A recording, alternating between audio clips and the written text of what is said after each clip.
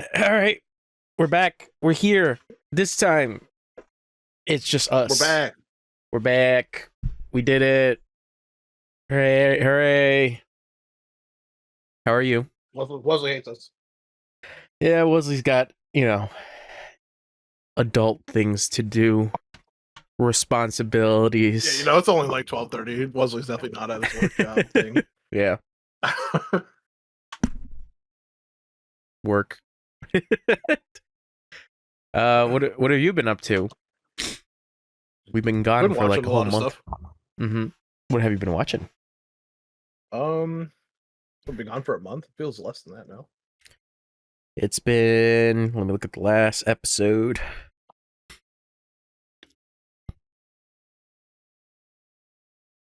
If it's been a month, it went by quick. Looking.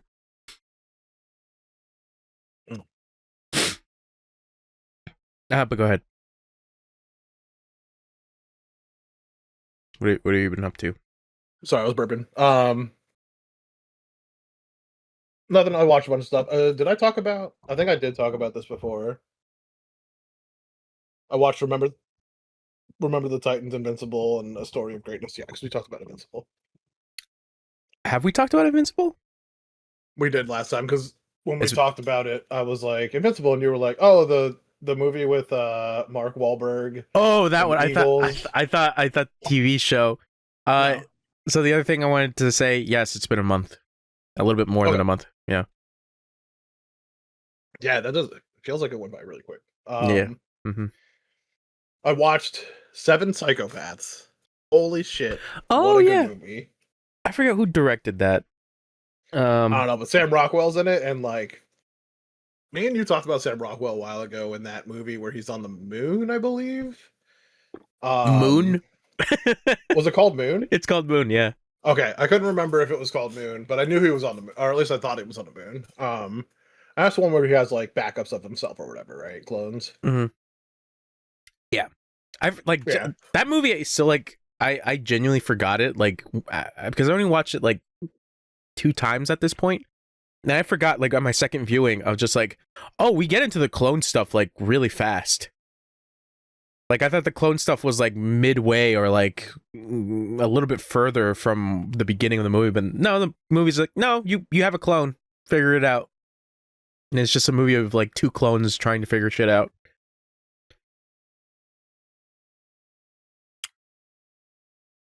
Mm-hmm. Sam Rockwell. Yeah, I really liked. So like when we talked about him in that movie, I just really enjoy him. I believe he was in Charlie's Angels, right? I haven't seen that movie in, like, forever. I'm just gonna double check real quick because uh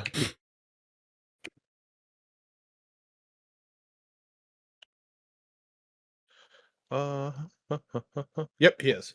So that like Sam Rockwell was a part of my childhood because of these movies. My brothers really liked Charlie's Angels. More specifically, one of my brothers liked it a lot. And I remember seeing Sam Rockwell and just being like, "Oh, this dude's so fucking cool, man!"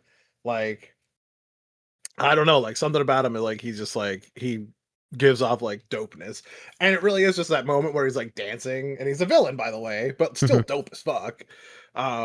And he's dancing in the background, smoking the cigarette, and I'm just like, I don't know, like I love this dude, man. Like, it's not only like how he feels cool, but like his acting, like he's a really good fucking actor, man. Like he felt believable. He felt like he was meant to be where he was, like in the movie, all that stuff, whatever.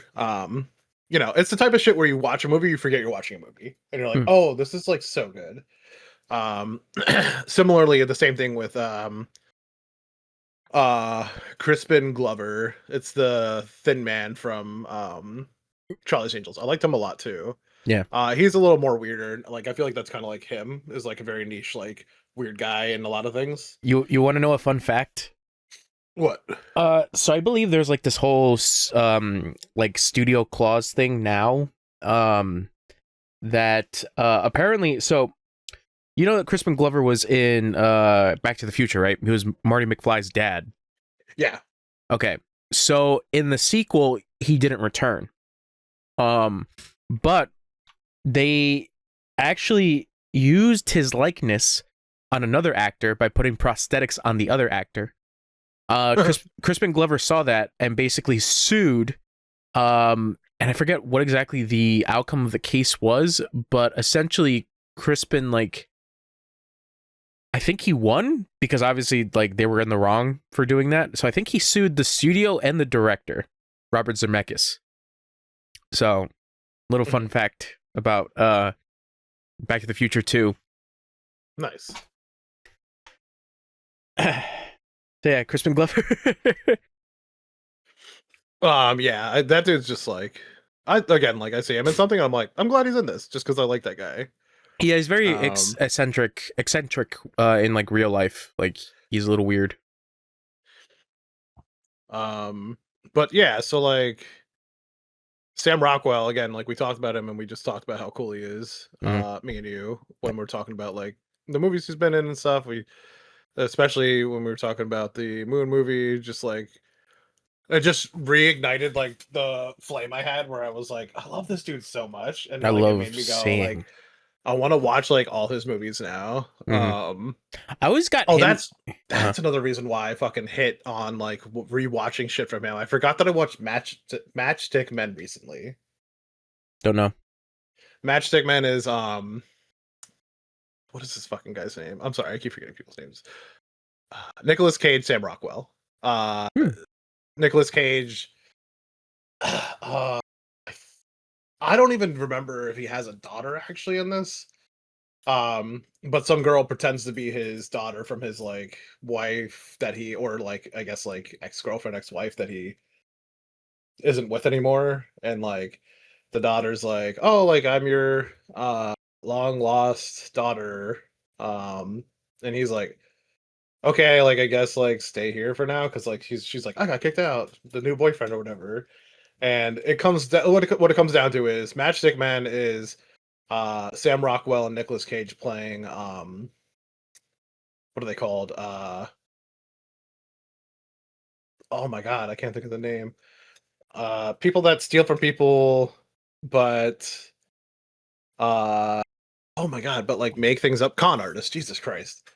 So they're both con artists. I know you're smiling at me. I don't know. Words elude sometimes, I right? know. It Yeah, happens. it's funny. So, Uh, but I was just like, watching. I'm like, oh yeah, right. So that, and then what ends up happening is she's a con artist herself at the end of it, and she was conning him to like steal his money and shit.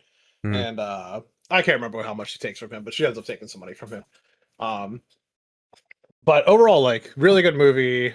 Not a great movie because like rewatching, I'm like, ooh, this was good for back then, but like definitely like lacks something. Like Hmm. definitely feels like an indie movie or something, you know? Hmm. So Probably look at that. Yeah. yeah, I honestly, man, it's worth it. I really enjoy that movie from time to time. But yeah, I don't know.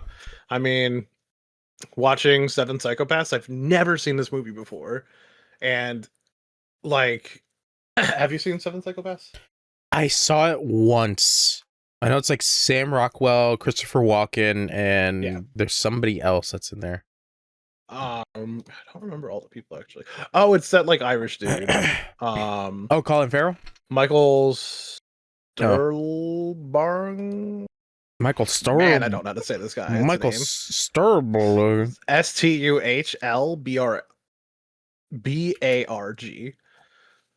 Don't know how to say his name, but it's him. Um, and then Michael Pitt, which I don't even know if that's Brad Pitt's family member, but I don't think so. It's spelled Well, the same way though. so P-I-T-T. I was right. It is Colin Farrell. Okay, so I did get that. Weird. It doesn't have Colin Farrell as a like star up here. Why? I mean, on Google Images, he's like right there. No, I know, but it's so on the top 3 people on the list in IMDb, it doesn't show his name, which is weird. There's a lot of fucking people though, apparently, that are big on here. Interesting. Oh, Tom Waits is in it. Oh, Michael Pitt. Oh yeah, he was in Boardwalk Empire. That's what I'm saying, right? So, oh, fucking the dude, the Woody Harrelson. I forgot about him. I Yeah, fucking love Woody Harrelson. that guy. Um, Oh wow, it's a lot of people from Boardwalk Empire. Yeah. Michael Stolbarg. oh yeah. Oh yeah, Christopher Walken. Oh yeah. So yeah, man, the cast fucking great. Oh my God, Harry Dean Stanton. Okay, continue. Sorry. Colin Farrell, like, I feel like he could have just been changed for almost anybody. He That's didn't mean. feel like he really like was the person that had to be that guy. But you again, like you watch fucking Sam Rockwell in this man, and he just fucking like nails the fucking character of being this crazy motherfucker that um ends up being the psychopath that he's talking about. I can't remember if he's psychopath 1 or 7, but it's fucking great. I really enjoyed it. Mm. Christopher Walken is great in it. Forget who directed this. Woody Harrelson's great in it. Yeah, I think everyone's really good in it. I really do think that Colin Farrell is kind of like he's Mhm. he's good, like he's fine as the character, but I don't know. When it comes down to it, I think Colin Farrell a lot of the time is like he's just good looking, and he doesn't have to like make I it by acting too hard. I I guess. I would recommend, because I just saw who the director is, and I've seen some other movies of his. Mhm. I would recommend, because I know you're going off about Colin Farrell being just Yeah. a handsome man. I would watch The Banshees of Inisherin. That was like Okay. his latest movie. And then In Bruges is another one that I really really like. It's Colin Farrell and Donald Gleason. They're both like hitmen, and Colin Farrell is a hitman who fucked up on his job, so now he went into hiding. So his other hitman friend is like helping him out. It's very good. I recommend watching In Bruges first, and then with the chemistry that Donald Gleason and Colin Farrell have, watch Banshees of Inisherin like right after. They're good like back to back. But yes, sorry, continue. Very fun. It's just a really good movie. I think it's really solid. I think that the people I already said are really good in it are very good in it. Mhm. Yeah, I don't know. I'm happy about it. I was happy to watch it. Never seen it before. I'm glad it did. Cool. Trying to think what else I have watched. There's a lot of things I watched, but the only thing I wrote down was Seven Psychopaths because that's who I am and I'm bad at doing this. Watched the newest season of Rick and Morty again. It's really good. I Still haven't rewatched caught The up. Sopranos. Damn, bro. Damn, Um, son. Where'd you find all this? Man, like not only did I like rewatch it, I've had it like on loop in the background, like just listening to it because like I love their like accents and like all the shit they talk about over and over again so much. Mhm. I You don't love know. I mean, uh-huh. rewatching it, I was like thinking about the ending more, and like it's a good way to end it. Like Oh, is it done? The Sopranos? Oh, sorry. I thought we were talking about Rick and Morty. No. My mind went to Rick and Morty. I'm like, oh, did they finish? How did it finish? And I was really hoping you'd be like, yeah, they did a gunshot to black. Like, it just faded to black for some reason. No. They're like, huh? It went to Sopranos. Rick This and guy. Morty. Rick and Morty did the Sopranos. But yeah, The Sopranos, like, I don't know. The first time I watched it, I was like, yeah, I can see why people thought this was stupid. But like the more I watch it over and over again, I think like, no, like it makes sense to just be like, it's over, you know? And that's Yeah. really finite, you know, like that Yeah. way you can say the whole family is dead, or you could, you know, Just like say if they really Tony's wanted dead. to revive it, Yeah. they could be like, okay, well, Anthony Jr. stepped up, you know, and started becoming, you know what I'm saying? Like they could do a bunch of things. Yeah, they could. I would not like. This is me personally. I would not like a sequel to The Sopranos, to be quite honest, Mhm. because there's no point. Because a lot of those characters are just gone. You know, they're still alive, but like it's like majority of them fucking died. So it's like there's no point. Unless you do a completely new cast, or not even relate it to The Sopranos, or maybe even like have it like not even in New York or New Jersey, but like even though the Italian mob is mostly centric there, it's like I don't know. Anything connected to Sopranos feels like bizarre to do, especially now. Uh, but I would say that yes, I feel like The Sopranos is one of those shows that like kind of deserves another viewing. Because there's a lot of like subtleties that I probably missed in my first like watch through of that whole show. So Yeah. I'll probably be checking it out because it's funny because I remember there was like an interview with the writer that was like, yeah, it was initially like supposed to be like a dark comedy at the beginning, and then like the second episode they just completely changed the tone for it to be more like a drama, a Mhm. crime drama. So yeah, did you? Yeah, I mean they've always had a fuck ton of comedy in it. Yeah. Like start to finish, it doesn't ever sorry, it doesn't ever really stop having the comedy in it. The, Um, the other thing is that, like I think the ending is also very good. just the shooting. The fade to black. Yeah. Because I think it also highlights the fact of what the entirety of the show is that like this mob life is not glamorous Yeah. because you could just Yeah. end up dead in a diner with your family. No, And yeah. And I yeah, mean like it's what they were working up to. Like I'm not saying you should know that this is what's gonna happen, but like I think like three of the dudes that he was like friends with since kids, like they're dead. And it's like he also killed his own his whole like he's his off the nephew rails. cousin. Yeah, Yeah.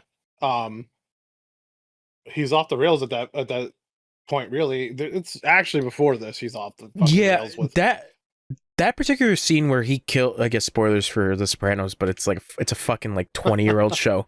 Um, when he kills Christopher, it's like I was like, Jesus Christ, like we're really going there?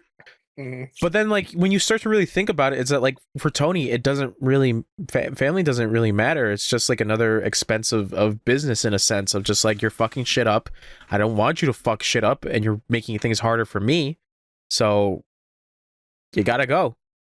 Yeah, Um, anytime he thinks that there's something um that's that's gonna gonna hurt his him business. more Yeah. than just the business. Oh yeah, that's Because true. he says like, it's about friends, his family. Mm, I mean, they say family, but like family. his friends are family technically. Mm, He always says it's about family, and he always says it's about business. But when it comes down to it, it's more like he doesn't want to go to jail.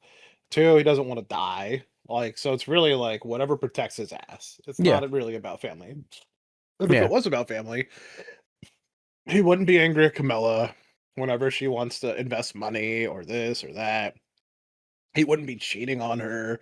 He wouldn't be killing people. So like there's a lot of shit. Like you just wouldn't be doing all these things if it was really about your family. Yeah, because now that I think about it, it's like the whole thing with the family as well. It's like his cousin, the other Tony, he fucking murdered him, Hmm. but it was because of Well, the fact of what the other Tony did that would affect the family and the relationship that they had with New York City.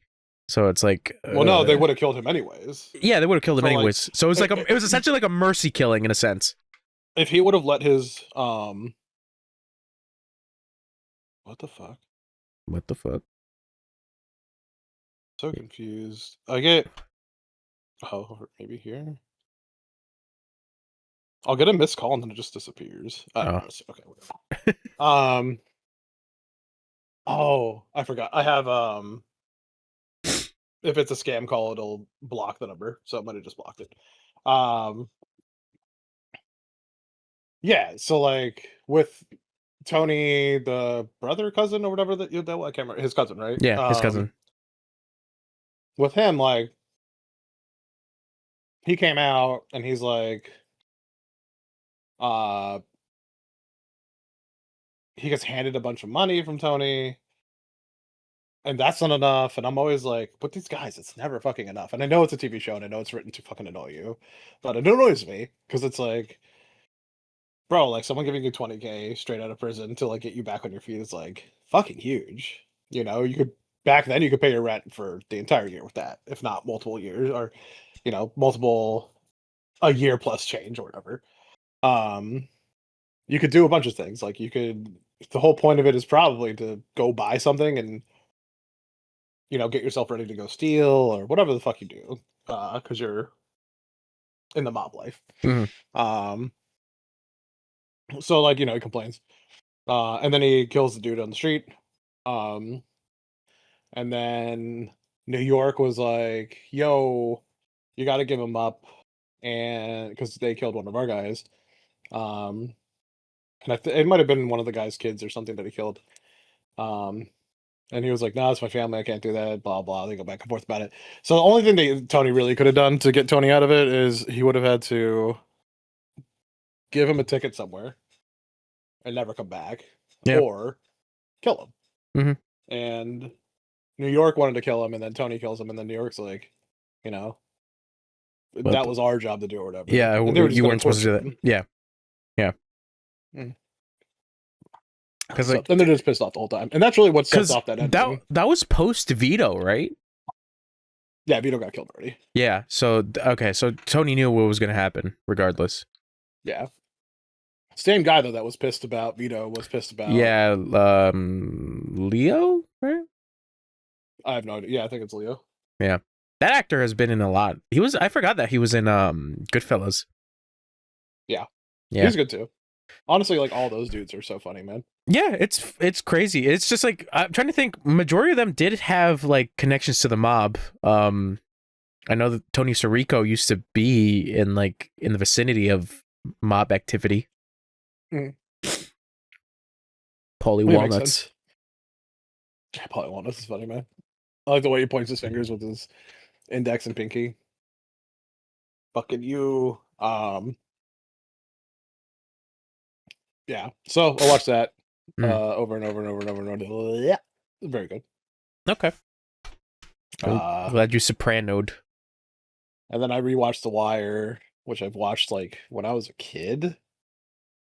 So like I really didn't remember like what was actually kind of happening. I mean, I knew it was drugs, I knew it was police, but I didn't like know all the ins and outs of like this guy had this kid, and then he made his kid sell drugs, and then have you seen The Wire before? Yeah. No? Yeah. Have you? Yeah, no. It was during a period where I was watching The Sopranos, The Wire, and Oz. Oh, okay. You were just smiling, so it looked like you were like, no. I was like, oh, okay. No, bro. I distinctly remember like a good amount of The Wire to the degree that I forgot that like Michael B. Jordan was in there. And I was like, oh yeah, Michael B. Jordan was in there. Who was he? He was one of the little kids in like the first season. Wow. Oh, there's no way it's him. I gotta go back and look at this. I will. In the first season, yeah, he's one of the little kids that like was selling drugs and then got caught up in something, and then they had to kill him. Do you remember who Bodhi is?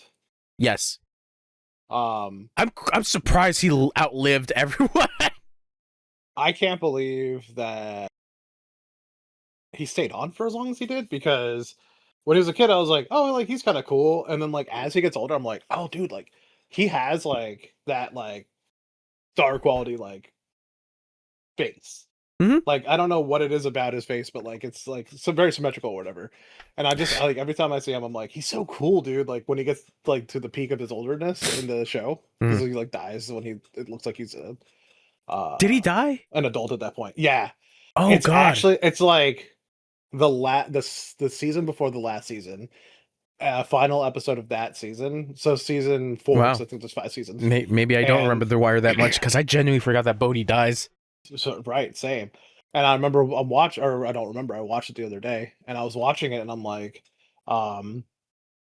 so sad, dude. I was like, no, man, because like, my boy, like, he's one of those guys that like I know he's doing wrong because he's selling drugs, but like, yeah. But the other thing is that like you saw him when he was a kid, and like, right, yeah, it's like that crazy and he's just part. doing what he's just trying to make money. Yeah, he's a person that grew up in his environment, and that's the way he survived. Yeah, and you saw that like that first season of like him and I forget the other character's name, his friend. Yeah, I don't He has a lot of friends. The one specifically, I forget his name, but like, yeah, it's just Not that Michael, right? I don't remember. I don't remember. Michael's the one that grows up and starts shooting people. I don't remember. Okay. There's Yeah. like another one that goes into a foster home. Who's that one? No, it's Okay. another one. I have to look up like the cast list, but like it's just that part as well. I think where The Wire does things very effective is the fact that like you watch these kids grow up to the adults that they essentially like were surrounded by. Yeah. And it's like it's kind of like sad. It's kind of tragic in a way when you really think about it. Yeah. And then which season was the school season? Was it season 4? Multiple seasons. So it Okay. starts on season 4, I believe. Okay. Actually, does it start season 3? It might start season 3. I'm not sure. Yeah, because like each of them were like dealing with like very specific things. Because season 2 was no black people allowed season, and then No black people allowed. yeah, because it's all Greek people.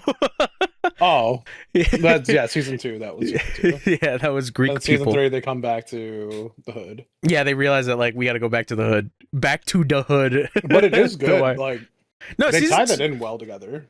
To be fair, season 2 is actually like I mean that's the thing. It's really well written, so it's like yeah, season 2 is actually still pretty good.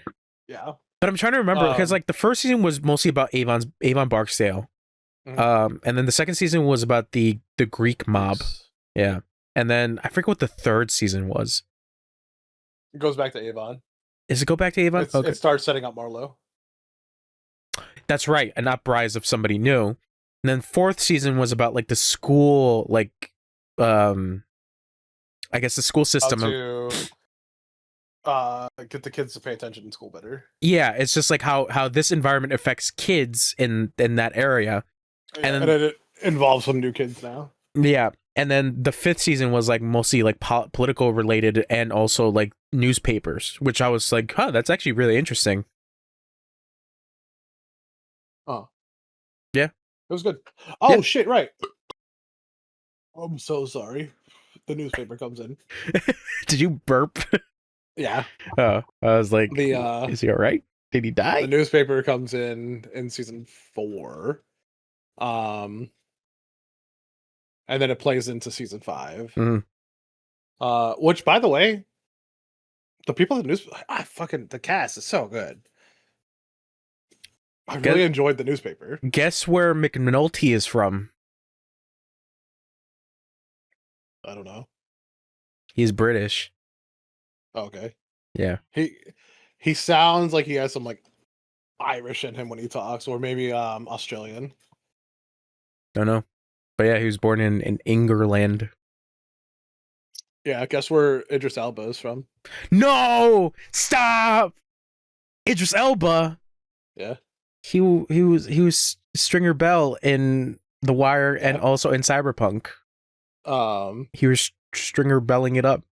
Yeah, watching him in The Wire, I was like, man, he's been doing like American accents for a while. Like he's good. Did you know about that thing? There was like I think it was a discussion with Idris of just like you know, about his career, and then they talk about The Wire. And originally he was going to be Avon Barksdale. Okay. Yeah, but the director was like, he liked him so much that he's like, nah, I don't think you should be Avon. I think you should be your own separate character. So he made a new character specifically for Idris. Yeah, I think that's a good character too. Like they wrote him well. Yeah, I think it's, like Stringer Bell is like a completely interesting character because of the fact that like he wants to be more business oriented, but at the same time, you know, you have people calling him out, being like, "You're no better than us, bro. Like we're still in the same shit." Yeah, I mean he killed people. Yeah, that literally ties you down to being like them. Yeah. So I'm fascinating. trying to think, but overall, just a really good show. Oh, that's what I wanted to say. Was Bub or Bubs? I don't know what Bubble? they called him.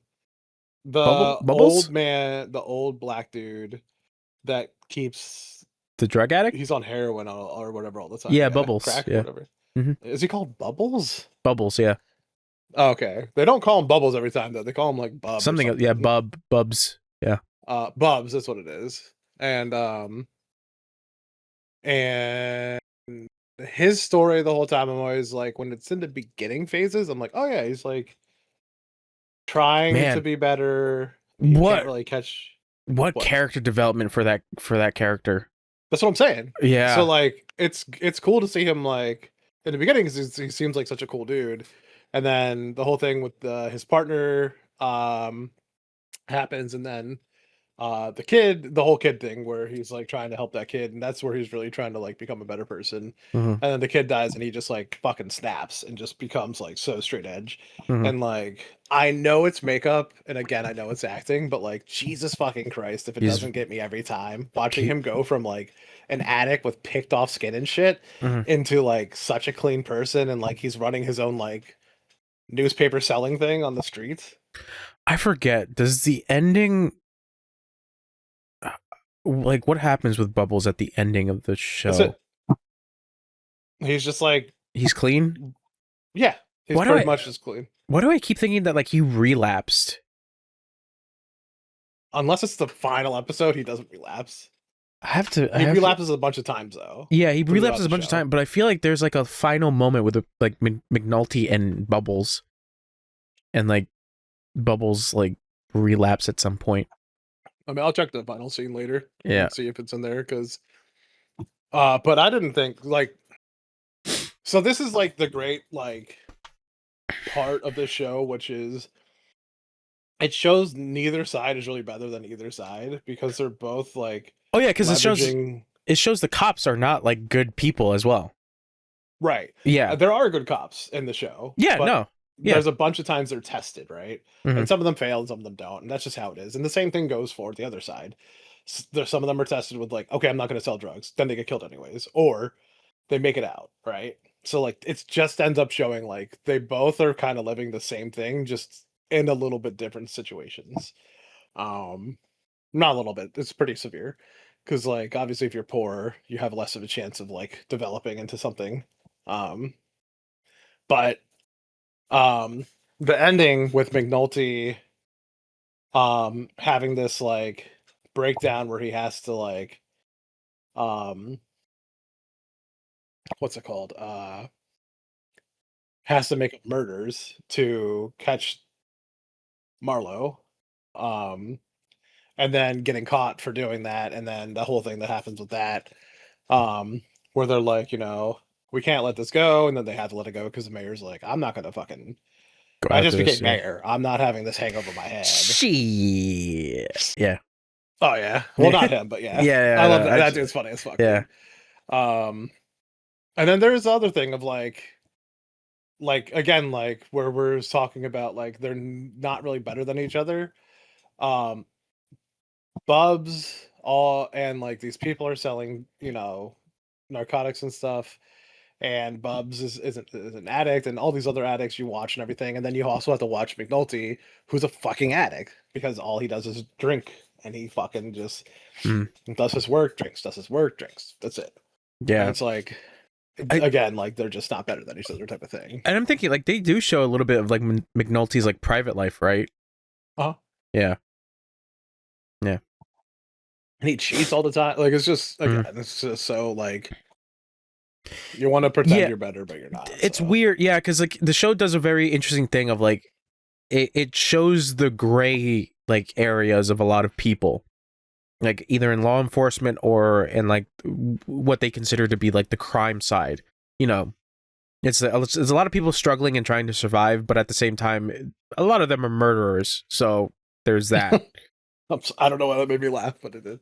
I mean, because it's true. Because like a lot of them killed a lot of people, and it's just like, yeah, there's really no saving you. But when you really think about it, it's like their instinct of survival. It's like they got to take out the strongest thing that exists, that is forcing them to live in the predicament that they're living in.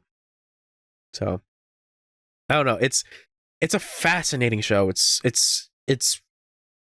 deserves another rewatch for me personally.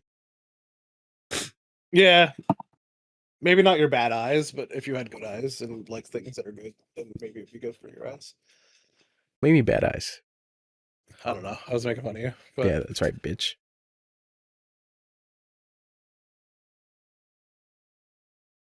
The fucking blanket's so stupid.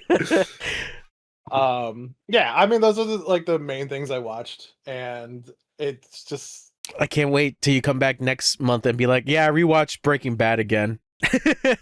I might honestly. God damn. I need to finish up the Gemstones. I haven't watched the final season of that. Oh I really should man. Yeah. I should rewatch the whole thing.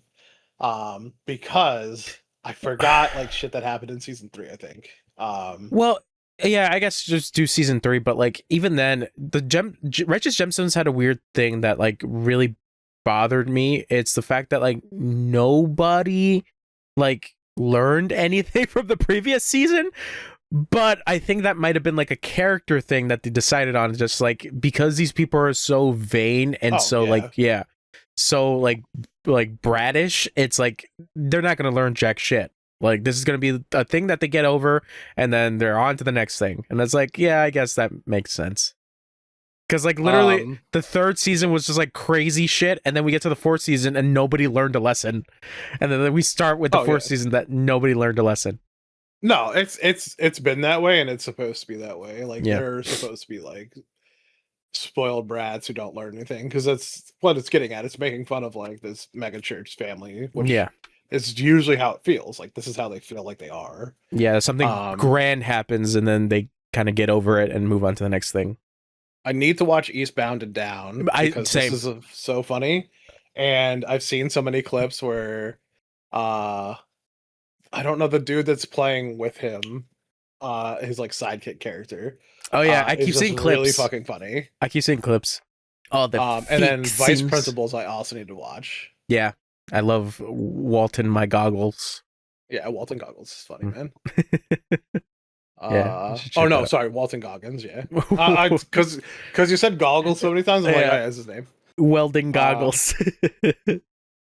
I watched a movie called Clean. Mm-hmm. Adrian Brody. Never seen it. No, okay.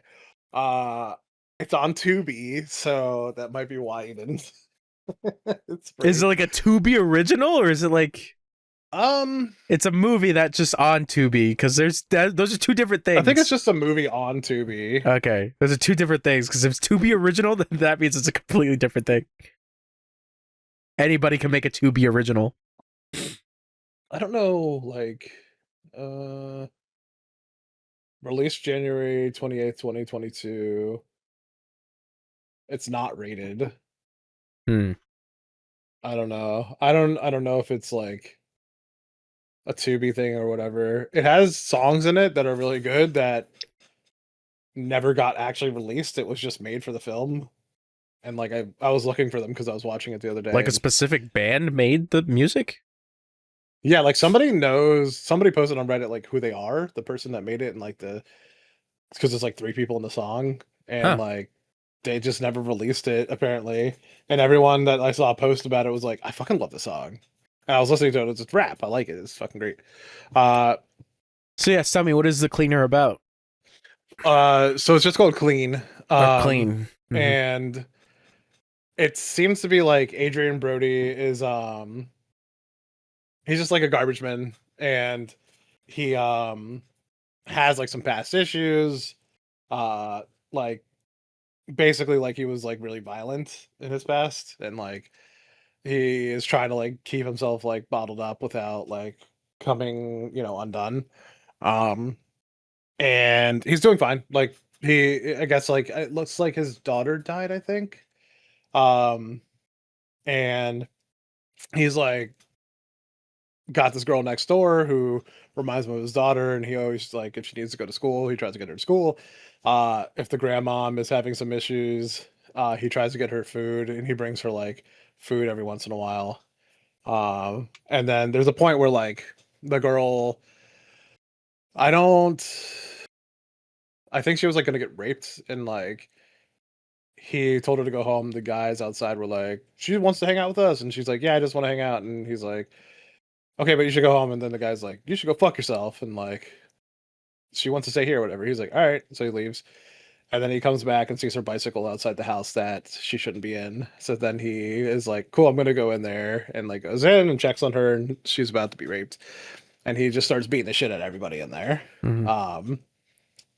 Very specifically, it's like I think he beats the shit out of oh, I don't know what these guys are. Like gang affiliated?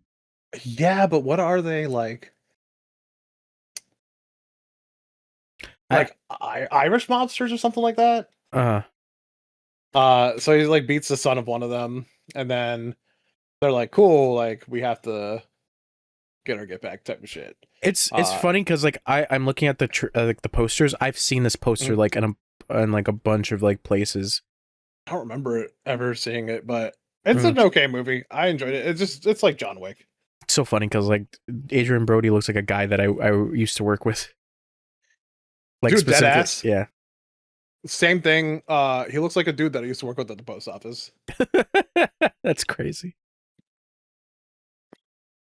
That's It's fucking. like it's not like a 1-for-1, but It's like similar, like especially the the haircut nose that he and the has. facial Yeah, structure. the beard and the haircut, like really close. Yeah, it's. I would watch this movie though. It's free on Tubi. There's no reason not to. Okay. Might not be your jam, but again, I think it's pretty good. What do you mean? I love movies. Well, it also has RZA in it, so you know I love RZA sometimes. You know, sometimes. he plays a lot of good characters. I think, which is just basically himself. You can't really hate him, you know. Yeah, because I did get to that part of Snowfall where the RZA shows up and it's just the RZA.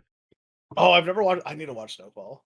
I still have not finished the second season, and I know it goes on for long. Keep saying how good it is. Apparently, I think that's it for movies and shows. Like, there's nothing more. I just can't remember off the top of my head.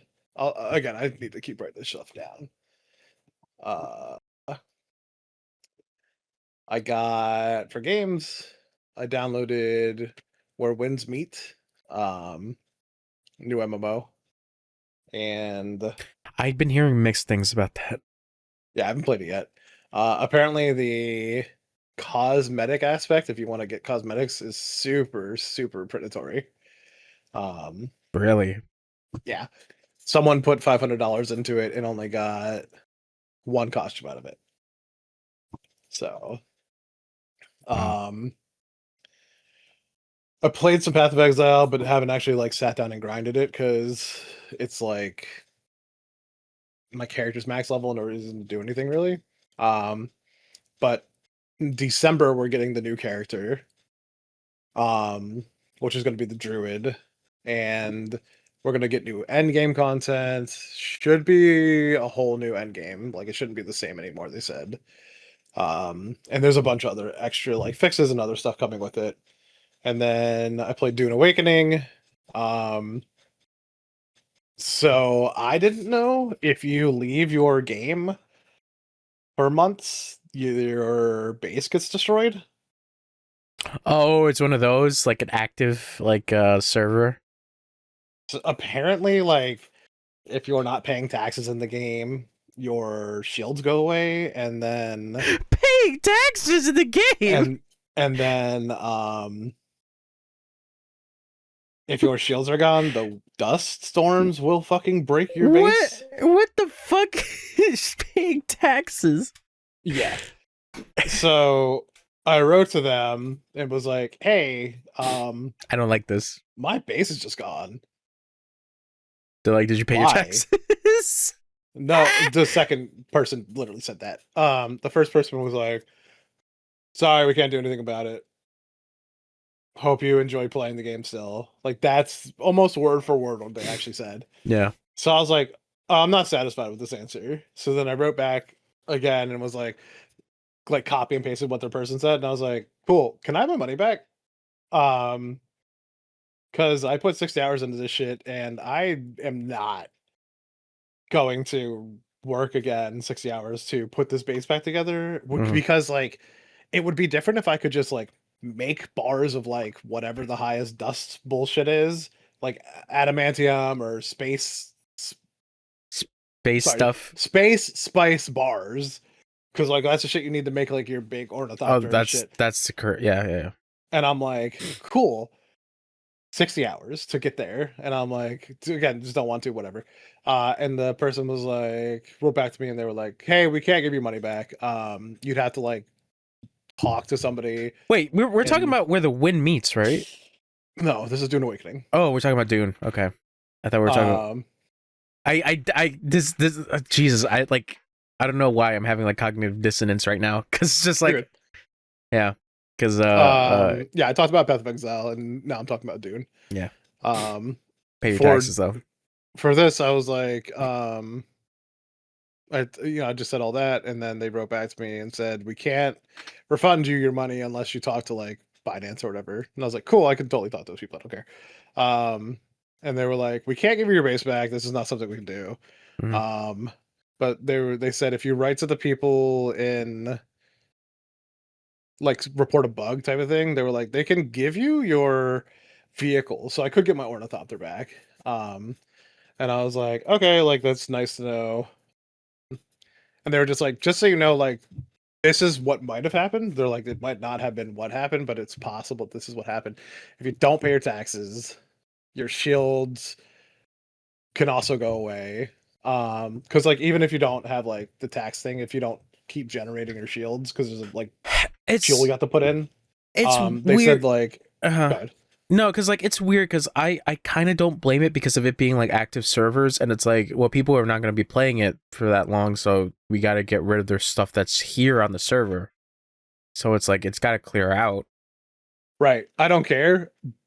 I needed that like information fed to me, like spoon fed to me better, Yeah, because it wasn't very like apparent of like I knew I was paying taxes because I was doing it through the game, but I kept putting money into the way that you do that. I do that already. man, I should play some more But Dune Awakening. but I had like almost 1 million coins in my um stash. So why was it not getting taken out and paying for, you know what I'm saying? Yeah. So like why, anyways, I just wish like it was better told to me like, hey, your shit can get destroyed. Like there should be a big prompt that says warning or something on it ahead of time to tell you. Yeah. So but now I know. Now Will you I know. keep playing Dune? I don't know. Let's Dune it up, bro. We're probably You won't play. yeah. I So played it like maybe like a couple hours and then I just dropped it because I was like let me play some other stuff. I got Arc Raiders. You got the AI game? Is it AI? There's AI in it. Well, it's a weird thing that they kind of like got through that essentially the voice actors that supported their voices for that made an agreement with the company to basically give their voices so the AI can generate their voices. But specifically for Okay. that game. I mean, they're fine with it. I guess it doesn't matter. Wow, bro. Can't believe you love AI. They did it. It's not my problem. But you're buying AI. Okay. I'm gonna go play Dune. Out of Do you spite. have hold on, give me a second. Do you have a phone? Yes. You bought AI. So No, it's a smart device. They implemented AI afterwards. are you gonna buy another phone? I don't even use AI. Doesn't matter. I don't use Chat GPT, nothing. It's not my thing of it's like if a game updates with AI, Mhm. that's completely different. If you buy a phone from now on, it has AI, so you're buying AI. You're paying them. They're still getting your money. AI is still I getting can't your money. believe me and you are both supporting AI. It's real. We are. This podcast is canceled. This podcast is now supported by AI. We're both AI. Congratulations. So we run on I also Sora play too. Palia. Did we talk about Palia before or no? No. Okay, Palia is a farming game. Do you know what Palia is? No, I'm sorry. I was thinking about the one with the dinosaurs. No, that's I don't know, something else. Pal Pines, But something like that. Yeah. Palia is just basically a farming game. It's a free to play game. They do have microtransactions for costumes, cosmetics, stuff like that. Yeah. It's good. I think I have 45 hours in it. 47. Yeah, I wanted to play an older farming game. I can't remember off the top of my head, but it had like love interests in it. Oh, Harvest Moon, that's what it was. They used to have love interests. You could milk cows, you could do the farm things with other animals like chickens, get eggs and stuff like that. I think you could mate your animals and have them make little baby ones too, and like uh get meat and all that other stuff. So basically you can do pretty similar stuff in this. Which is great because I didn't want to pay like I think it's a $60 price tag for on the computer the other game. It's just one of those things like I don't want to waste the money in case it's bad because the old ones were so good. I don't know if the new ones are still good. But Palia, it has a love interest. It has your ability to do farm animals, and you're able to do crops and build a home. Um, and like I think like the like lines are pretty interactive, like or interesting as well. Like with when you're talking to people and stuff. It's not too bland, but it could definitely be better, I guess. Not too bad though. Pretty good game. Hmm. Um, I did play the Peak update, which is a new biome. Um, I don't know. It's fine. It has spiders. I don't like that. Uh, and it's fucking hard. That new biome Damn. is really hard to climb up. Time to peak. Yeah, it's pretty good. And then I also played Dragon Ball Gen Geki Shin Squadra, um, which is the new MOBA for them. That thing is dog shit. I don't know why people would play it. Gekishin. Yeah, it's not fun for me. I don't really think I'll ever really love a MOBA other than League. I did What? start Cyberpunk up again, which is still good.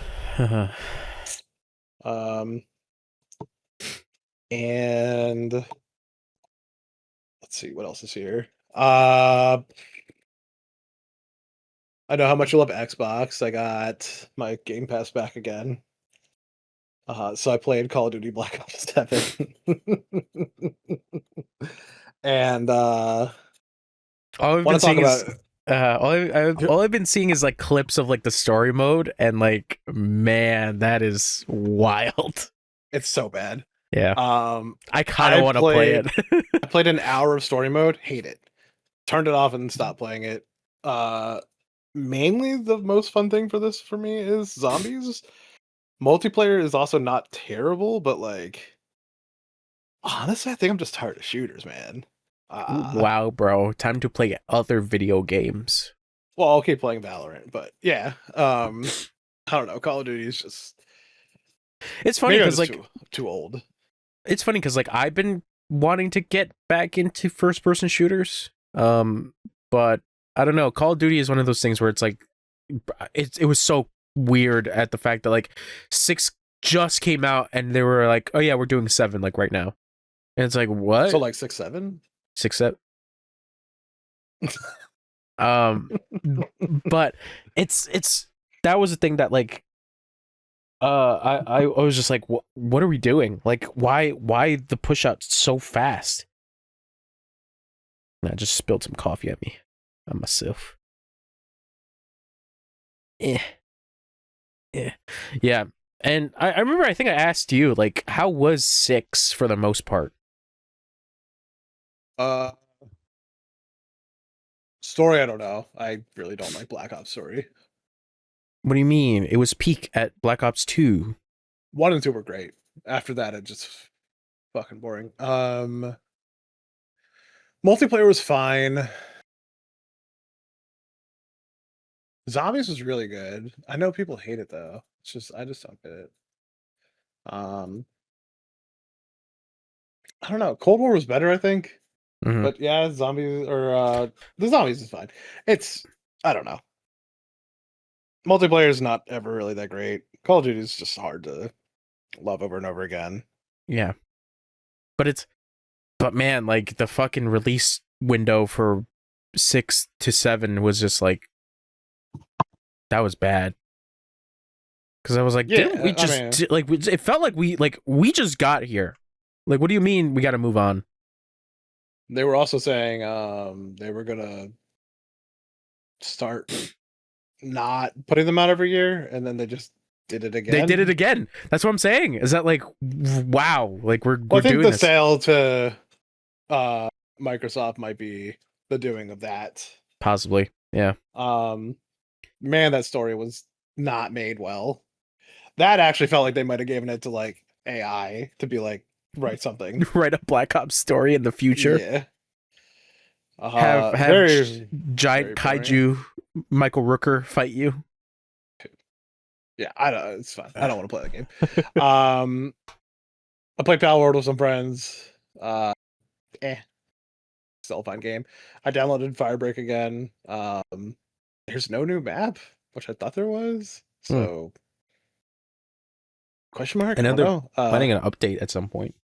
Yeah, they're going to. It's just thought it was already out. I played a game called Egging On, which is like you climbing things. I don't know if that's a platformer or not. That's all you do. And obviously, Call of Duty. Yeah, the zombies is good, man. I had fun. I actually learned how to build the Wonder Weapon really fast. But I haven't done the like main progression storyline thing in that yet, which I don't even know if I want to. To me, it's like kind of long, and I don't want to spend 3 hours doing it. All right. That's fair enough. I think that's all I played. I do want to say Moonlighter 2 game preview came out on Game Pass today. I never played Moonlighter 1, but looks good. I have yet to play Moonlighter 1. It's one of those games that's been on my backlog for like years. Yeah, I've had some people tell me to play it. I don't know. Like you just said right there, like kind of the same thing. I haven't really put time into it, so maybe that's what I should do.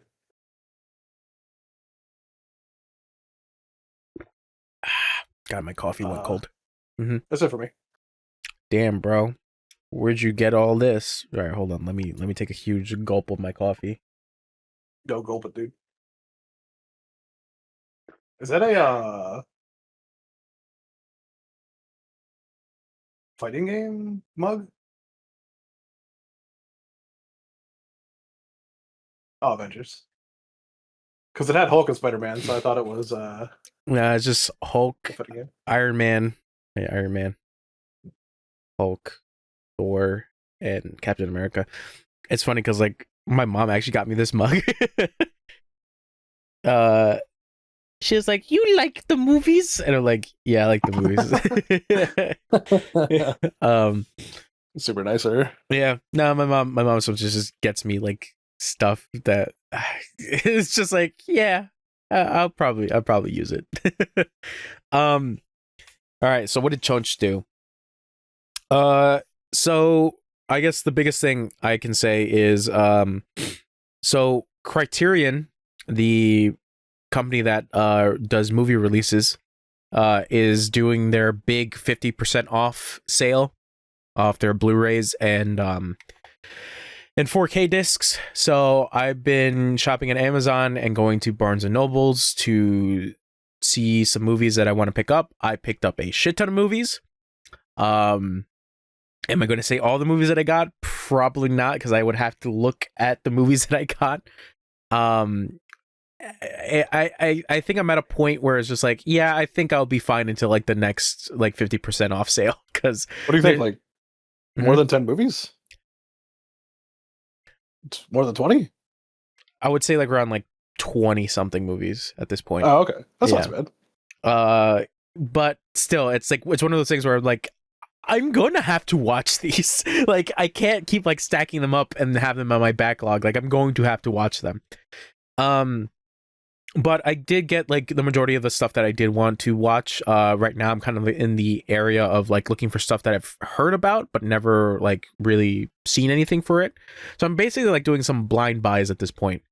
But the biggest one, well, the biggest couple that I got was like The Last Temptation of Christ, which was a Marty Scorsese's movie as Willem Dafoe is Jesus. So I want to watch that like really badly, and I got my copy, so I'm really happy about that. So yeah, I've been just going around, different Barnes and Nobles. I've been going crazy for this one particular copy that like I got the copy. It came dented because this was a thing that I even mentioned like last podcast to Wesley, is just like, so Criterion is doing these packaging for like special editions, not even special editions, but like for like their newer stuff now, where instead of just doing regular plastic like hard case like just packaging, they're doing these things called digipacks. Digipacks are essentially these more cardboard like packaging, and then when you open it, like on the inside there's like plastic like trays, disc trays that are kind of like glued into the cardboard, and like it's supposed to be like a fancier like way of presentation of how the movie looks. I don't like these things. I've stated before, I don't like digipacks because like they're it's cardboard, and like on top of it, the cardboard that they use is kind of flimsy, so like it gets easily dented, it can get easily scratched, and it's just like I don't like these things. I just prefer like the regular like hard like plastic like cases. The worst thing I can get with like the plastic cases is that like the slip art gets like ripped or something, or crushed, which that's happened multiple times. I even mentioned like last podcast that like I've ordered some stuff, and like Amazon like sometimes like just fucking throws me a mixed bag of like, yeah, this one's good in great condition, and then like another one is just like completely fucking destroyed. So right now I'm keeping my fingers crossed for my next package. Oh no, we did talk. Yeah, we talked about that because I got something that was like fucked up by Amazon. Yeah. I just got like a couple things that got fucked up by Amazon. Like I got two video games that got fucked up by Amazon. But I'm still waiting for my next package of Criterion stuff, and like whatever gets damaged, I gotta return again and then do this fucking same dance all over again. Yeah. Anyways. But so yeah, I've been going around. So the one movie in particular that I was like looking for was David Lynch's Twin Peaks Fire Walk with Me. I have the movie on Blu-ray, but they did a 4K release like I think this year. I think in memory of David Lynch, because he passed away this year. So the reason why I wanted to get the 4K was because of the fact, well, better image quality, and then on top of that, it comes with subtitles. Because the thing is that with that movie, there's a couple things that you can miss, when you don't have the subtitles on, because there's so much like shit happening in the background with like background noises that you don't hear everything. So with the subtitles, it kind of like shows you, hey, this is what they're talking about, which I'm so glad that they finally put in, is the fucking subtitles. But the reason why I was going crazy for this particular copy was because the first copy I got, there was like a huge dent on the side. So I was like, fuck, all right, let me go return it back to the Barnes and Nobles. So I went back, returned to the Barnes and Nobles. Great. I got my new copy, and before I open it, I'm like inspecting it, and like there's another fucking dent, and like it's one of those dents that like rip through like the packaging, so it's like it fucking ruined the thing. So I returned that. And then this other package that I got has some like minor dents, but not to the extent of like crazy. So I'm happy with this version. And the one thing is that like I've seen on forums that you can technically contact Criterion to be like, hey, can you send me a digipack? Like I could pay for it, just like the digipack. Like I don't need the discs. And sometimes they reply back and they're like, yeah, we can sell you one. So that's also an option up for for thought, because I might do that, because some of the stuff that I ordered from Amazon at the time, I didn't realize that like I just didn't care, and I'm like, oh, I just got the thing, and then like I'm looking at them, I'm like, wow, this is fucking dented to shit. Like I never realized that, like, wow, this got like beat up to hell. But yeah, I went to different Barnes and Nobles. I got like a couple movies. Even on Amazon, I got a couple movies, a couple Blu-rays, a couple 4Ks. So I should have probably made a list of shit that I got, but it's right over there, and I'm like, it's so much that like I would have to take like a couple minutes to like look at all this stuff. But yeah, just like a lot of movies that like I guess some people consider classics, and like some people just like, you know, like I've heard in the air of like movies of like, oh yeah, I wanted to watch this. I'm trying to think, what have I watched specifically? Well, not specifically from Criterion. Well, I guess Criterion too, but like the movies that I watched. Oh, the other thing I wanted to mention, when I was at a Barnes and Nobles looking for more movies, this employee, very nice gentleman, he came over with like a stack of movies because he was doing restock, and he sees me like looking at movies, and he comes over to me. He's like, "Hey, I got a stack right here. Like, is there anything that like might pique your interest?" So I was like, and I'm looking at it. I'm like, "Oh, Videodrome is there by David Cronenberg. There's Scanners, and I love Scanners." So I was like, "Oh, let me grab Scanners." So I grabbed Scanners, and then he's like, okay. He's like, is there anything else? I'm like, maybe, but I'll take a look at it later. And he was like, all right. So then he's restocking, and then I'm looking at the case of Scanners, and then he just mentions to me, he's like, hey, did you know that's actually based off a Philip K. Dick story? If you don't know who Philip K. Dick is, he is a very prominent science fiction writer. And I was like, oh, I didn't know that. He's like, yeah, a bunch of like Philip K. Dick stories like got adapted, and like some of them gave him credit and some of them didn't. So like Scanners is like one of them where it's like it's based off like one of his short stories, but like I don't think he got the credit for it. So then we were just talking about like Philip K. Dick for like a little bit because I've never read Philip K. Dick. I've only heard about him. So then he's like, so then I just asked him like, would you recommend any Philip K. Dick books? And he's like, yeah. He's like, any of them are pretty good, but like he's like, if you want to get into like something that people give him a lot of praise for, he's like, I would recommend checking out the Man in the High Castle. And I'm like, oh, isn't that show that's on Amazon? And he's like, yeah, it's based off the book, but he's like, the book is much better, but he's like, the show's good, but he's like, the book is much better.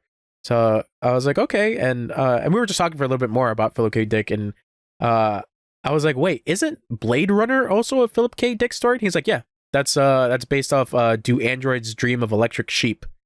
And I'm like, okay. So I was like, where would I find him? And he's like, science fiction. He's like, it's in the back. So I was like, all right. So I went to the back. I found the books. So I got The Man in the High Castle. So I'm probably going to be reading this at some point. And I also got Do Androids Dream of Electric Sheep. So yeah, it's just like a lot of shit that you never realized that like he made. I forgot, like Total Recall is another one with Arnold Schwarzenegger. That's a Philip K. Dick story. Scanner Darkly is another one that got adapted.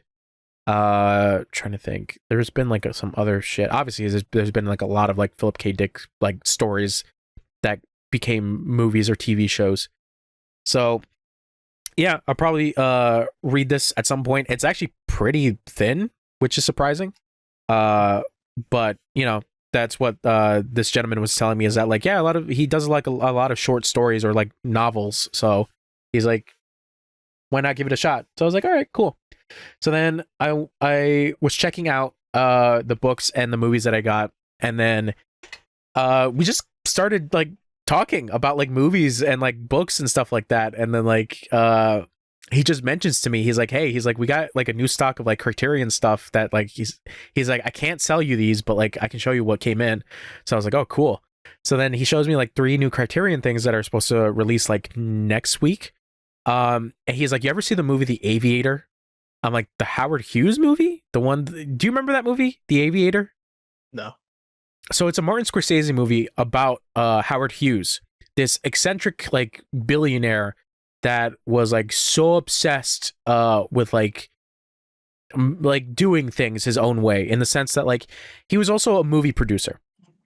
There was one movie in particular that he was incredibly obsessed with making, that essentially did not help the fact that this man had like severe OCD, like severe. Leonardo DiCaprio plays Howard Hughes in that movie. It's a very good movie. I recommend it. But he mentions to me, he's like, do you remember in that movie, the movie that he was making? And I was like, the movie he was making? I'm like, vaguely, yeah. I mean, that's why the whole movie is called like The Aviator, because it's supposed to be, that's the whole movie. He's like, yeah. He's like, so Criterion is releasing his movie. And I'm like, what? Yeah, they got like a new scan of it. and like it's his movie Hell's Angels. And I'm like, really? And he's like, yeah, like it's Howard Hughes's Hell's Angels. And I'm like, holy shit. And he's like, yep. So that's releasing next week. There's this like Spanish movie called Elle that's releasing, and then like another Marty Scorsese like short like like director's collection that Martin Scorsese is like doing, where he basically finds like different movies from different countries and like does like a whole collection of them, which I find really cool, which I should probably check out at some point. But yeah, I was like, that's really cool, and the cover looks fucking awesome. The cover looks cool. I know nothing of this movie, but this movie looks really, really cool. But yeah, it's just fucking it's movies, man. I love movies. You know what I'm saying? So you know what I'm saying? So oh god, like yeah, it's I would have to make a list of like what the movies that I got are. But I'll probably relay that probably next podcast. Because what is supposed to come in? I think I could say what is coming in for me like tomorrow. Like a couple 4Ks and stuff like that. Because I was like going around and like some people were like looking for movies as well, and like I just started talking with some people that were like looking for movies. I got a couple stuff.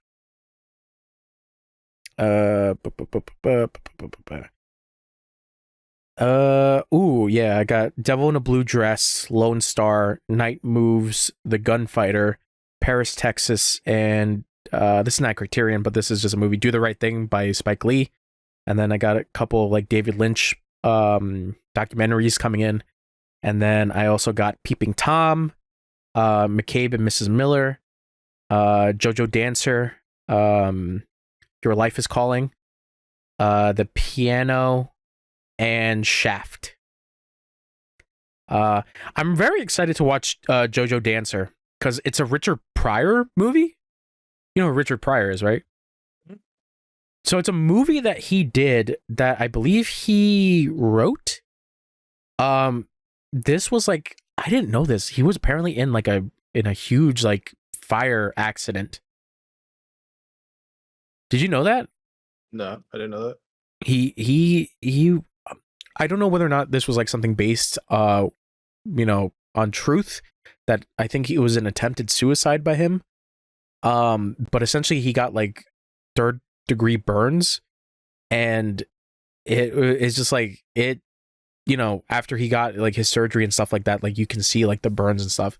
So essentially the movie that he made, Jojo Dancer, is essentially, it's kind of his like awakening in a sense of just like, oh, like my life is not together, like, and I kind of want to show like basically my story but presented in a movie form. So I'm very, very interested in watching Jojo Dancer.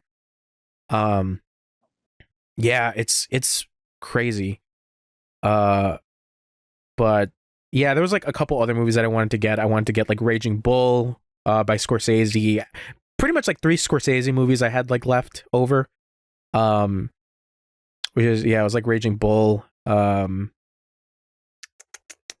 Mean Streets, After Hours. I was gonna get 310 to Yuma, the original version, but that is what is it called? That is Blu-ray. There's a 4K that's releasing like next year, so it's like I'll just wait for the 4K version, even though it's black and white. It's funny because it's one of those things where it's like, oh yeah, 4K for black and white movies, and I'm like, I don't know if I really see. I mean, it is clear. Don't get me wrong. Like, it's not grainy, but it's just like, I don't know. I don't know if there's like really a need, out of Blu-rays, for like 4K versions of these black and white movies. Like, I can understand with movies with color, but like for black and white movies, it just seems a little odd because, there is clarity, but it's not to the extent of like, my God, the black and whites and gray areas look crazy in 4K. So yeah, I got movies. Chonch got more movies, so he can become pretentious. But as for shit that I actually watched, so it's been a month. obviously we didn't do Halloween related shenanigans. Oh, yeah. So I did some Halloween movie watching with my sister. So we watched a couple things. Well, I watched a couple movies beforehand. So I think I mentioned to Wesley that I watched, Drag Me to Hell, Smiling Friends. I watched a Spanish movie called The Dead Mother, which is I weird like I like it, but it's very weird. It's a very weird movie, but I really like it. Also, the soundtrack for that movie is awesome. It's so good. I was surprised how fucking awesome that soundtrack is. So then I got like really into like Hong Kong movies. So I've been watching a lot of like Hong Kong related movies. So I watched this movie called The Seventh Curse. There's a batshit insane fucking movie. It's a crazy fucking movie. Because I think I watched, what is it? The Witch from Nepal is the other one. It came in a double pack. So The Witch of Nepal is like kind of an okay movie. It stars Chow Yun Fat. Basically it's about like Chow Yun Fat is like the chosen one, and this like sorceress from Nepal comes to like take him back to Nepal to save her people. It's okay. It's not the greatest movie. But The Seventh Curse is batshit insane. And it stars Chow Yun Fat, but like he's kind of like more of a side character more than anything. But it does this thing where what is it? It's like the Chinese version of Sherlock Holmes. It's like China made their own version of Sherlock Holmes, but he goes on more batshit insane adventures. It's like Sherlock Holmes meets Indiana Jones in a Hong Kong like movie setting, and it's like the series is still ongoing, like from what I understand, or I don't know if it's done, but like it's crazy. So The Seventh Curse is based off a book, and watching the movie, it's fucking fantastic. It's so much fun. But it's batshit insane. It's great. Yeah, it's awesome. It's so good. So then, all right, I get to my sister's house. It's on Halloween. Let's watch some scary movies. So we watched The Thing, the 1980s John Carpenter movie. Have you seen The Thing? No. You never saw The Thing? No. Oh, okay. That's one of my favorite movies of all time. Because everything about that movie is so fucking good. So we watched that. My sister liked it. My sister-in-law also really liked it. So great. So then the next movie we watched is Ringu, the Japanese Ring, the Ring movie. So my sister-in-law was falling asleep, so she went to bed. So it was just me and my sister watching Ringu. I watched Ringu, I want to say like a year ago. And this was my rewatching because I essentially got the collection. I remember I mentioned this like a couple episodes ago.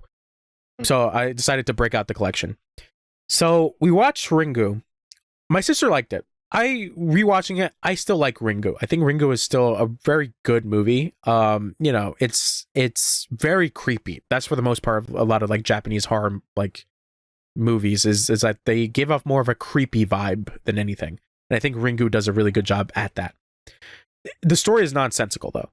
It's essentially this girl has like, psychic powers, and essentially her ability to transfer her evil onto videotapes. It doesn't make sense, but who cares? It's a horror movie. So we finished Ringu, we both enjoy it, and my sister's like, let's watch the sequel. So I mentioned to her that like, hey, like on the sequel disc, there's Ringu 2, but there's also the weird, obscure sequel that's based off the book called Spiral. I remember I mentioned this also a couple episodes ago. Yeah. So we watched both. So we watched Spiral first. When you want to talk about fucking insane plots, Spiral is fucking weird and insane. So it is technically a sequel to Ringu 1. It follows up as to what happened from the previous story. I don't know whether or not they adapted the book, completely in the first movie, but the movie, the second movie is supposed to be based off the book, the sequel book. So I don't know if like it fully adapted the sequel book. It possibly did, but the plot is so like the last act of the movie gets fucking insane. Like I was stunned, and I was just looking at my sister the whole time. I was like, "Are you understanding what's going on?" And my sister's like, "Yeah, like I understand, but it's like it doesn't defeat the fact that it's still fucking weird." I'm like, "No, I understand too, but it's just like I was not expecting this from this movie." So you're following a new character. Essentially the characters from the previous movie, spoiler alert for a movie that's like more than 20 years old, they died. So you're following a new character. Spoiler alert. Idris Elba died. So you're following a new character who is supposed to be the friend of one of the previous characters. And he meets this girl who was also kind of like his best friend's lover, who was also in the previous movie, but she comes back to basically tell this doctor that, hey, like this curse is happening, and like I think my boyfriend / your best friend had a dealing with it, and I think the curse is still out there, and we got to do something about it.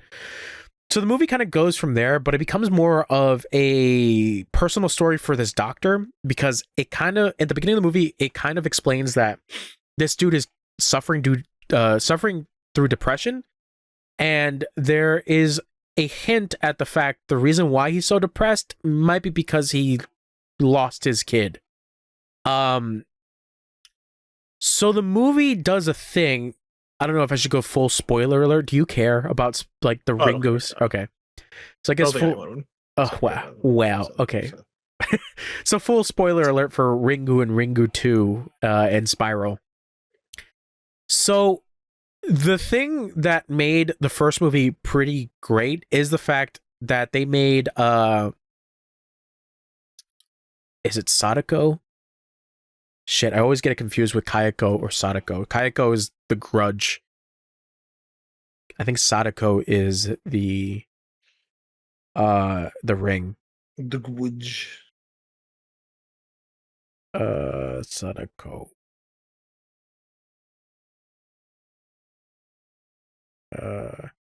Yamamura. Yeah, the Ring. So yeah, Sadako. So Sadako is the ghost girl that's in the TV. What made the first movie great is the fact that you don't see Sadako's face. You only see her eyes. So like her whole face is just hidden behind like long hair. I think that is such a great design for a creepy ass ghost. Yeah. This Spiral ruins it because they give Kayako a face for some reason.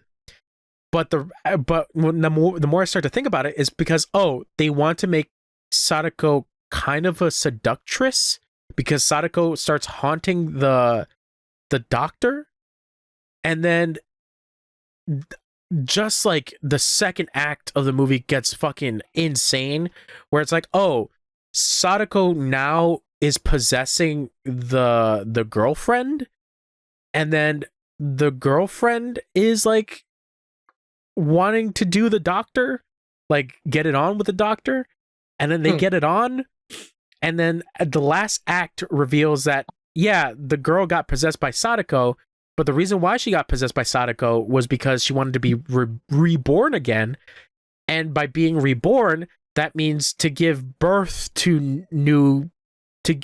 essentially.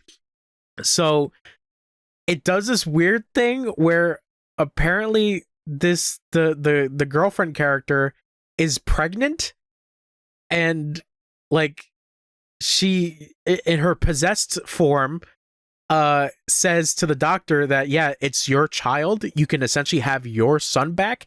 And he's like, what do you mean? And she's like, I can essentially make the son that you lost again. And he's like, what? And then it goes into this whole fucking crazy ass like this whole fucking discussion that like DNA possessed by like ghosts, curse, like DNA and curses kind of like go together, and that's how I'm able to create like, you know, people that died, as you know, I can essentially birth them. And I was just like, what? So then she also says that like, oh, I'll give you one of my ghost eggs, so we and then you collect a hair of your best friend that died, and essentially I can birth him, or like you can use the egg and use the DNA and basically inseminate the egg with the DNA, and basically your friend will come back again. And and that was the part where I looked at my sister and I was like, are they saying that like this ghost can give birth to people through their DNA? And I was losing my shit because I'm like, it's a ghost, but is it a traditional ghost? Not in the traditional sense. Like it is. It sounds like there's physicality to it. Yes, that's the thing. That's what was driving me like crazy, because I'm like, she can give birth. Like the things that she gives birth to are human. Like they're the people that were dead originally, but you know, the doctor was able to get like his hands on their DNA, being their like hair strands or something. It's like, yeah, like I can just give birth to them again. So I was like, what the fuck is happening? So then the movie ends because she basically gives the doctor like a Faustian deal of like, I can bring your son back, but you got to do something for me first. Essentially bring back my boyfriend / your best friend back, and you can have your kid again. So he's like, all right. So the end of the movie is the doctor on the beach with his son, and like you obviously already got the fact that like, oh, the kid is a ghost baby. Like, okay. So then he's like interacting with his son, and then in the background you see two people walk up, and it's the girlfriend still possessed by Sadako, and his best friend together. Like they're like a couple now. So then in my head I'm still thinking, I'm like, wait, isn't he like technically her son because they share DNA, but they're like a couple? And I'm like, this is fucking weird, man. So then it does this also really weird character assassination for the best friend character, because in the previous movie in Ringu, he was like the person trying to help the main character, his ex-wife, defeat the curse. Unfortunately, he dies because that's how it leads into the second movie. But there's this weird thing where Spiral says that apparently he's been the one manipulating things the whole time. Like he made a deal with Sadako to be like, hey, I can give you like, you know, like physical manifestation if you give me the ability to live again. So like, let's work together, and I can basically manipulate my old college friend to like make you human essentially. So just bring me back. Don't forget about that. And I'm like, this is so weird. Like they essentially made him a bad guy, which didn't make any sense. But the movie ends in a fucking crazy ass note of just like, what the fuck is happening? Like, what was the purpose of this movie? And I could only think, I'm like, what? I want to read the book to fully understand, because I'm just like, there's so much in this that like is so crazy. There's even a point where like to the effect that the girlfriend's possessed by Sadako says, I want you to use my eggs. Like, what? What are you talking about? It's a fucking crazy ass movie. It's so crazy, but I'm glad I watched it because of the fact that it's just like I could say that I watched Spiral and appreciate Ringu 2, because then we moved on to Ringu 2. Ringu 2 is slightly better written, but it's okay for a sequel. It still does a thing where it follows the girlfriend character from Ringu 1.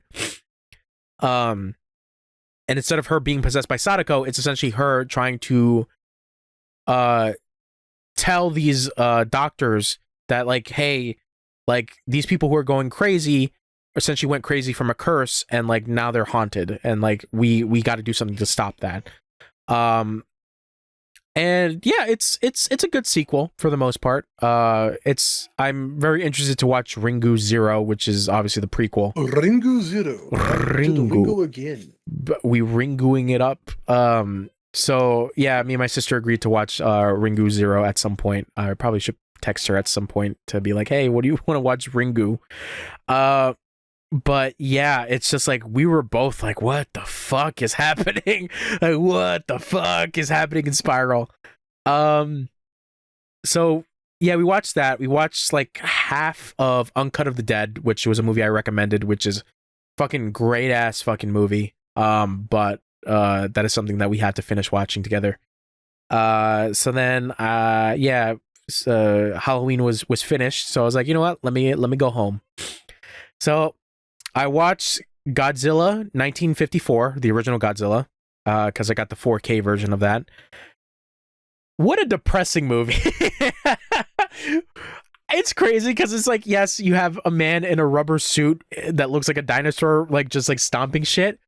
But the overall themes is the fact that, like, yeah, nuclear war never left. And the fact that also made it haunting because of, like, you know, throughout the course of the movie, you know that Godzilla reawakens. He's an ancient creature that was reawakened by, like, nuclear testing.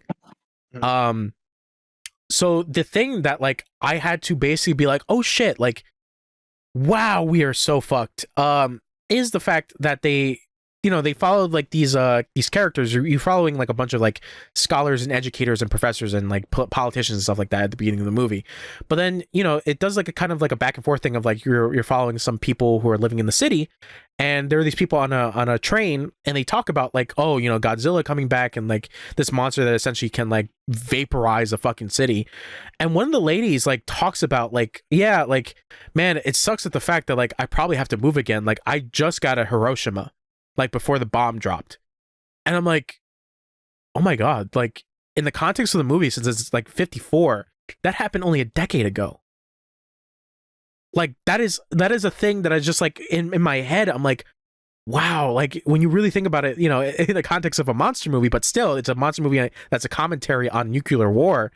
It's like, shit, like a lot of these people survived that, and a lot of people like moved away from that city before the bomb dropped, and it's like that was a real experience for them.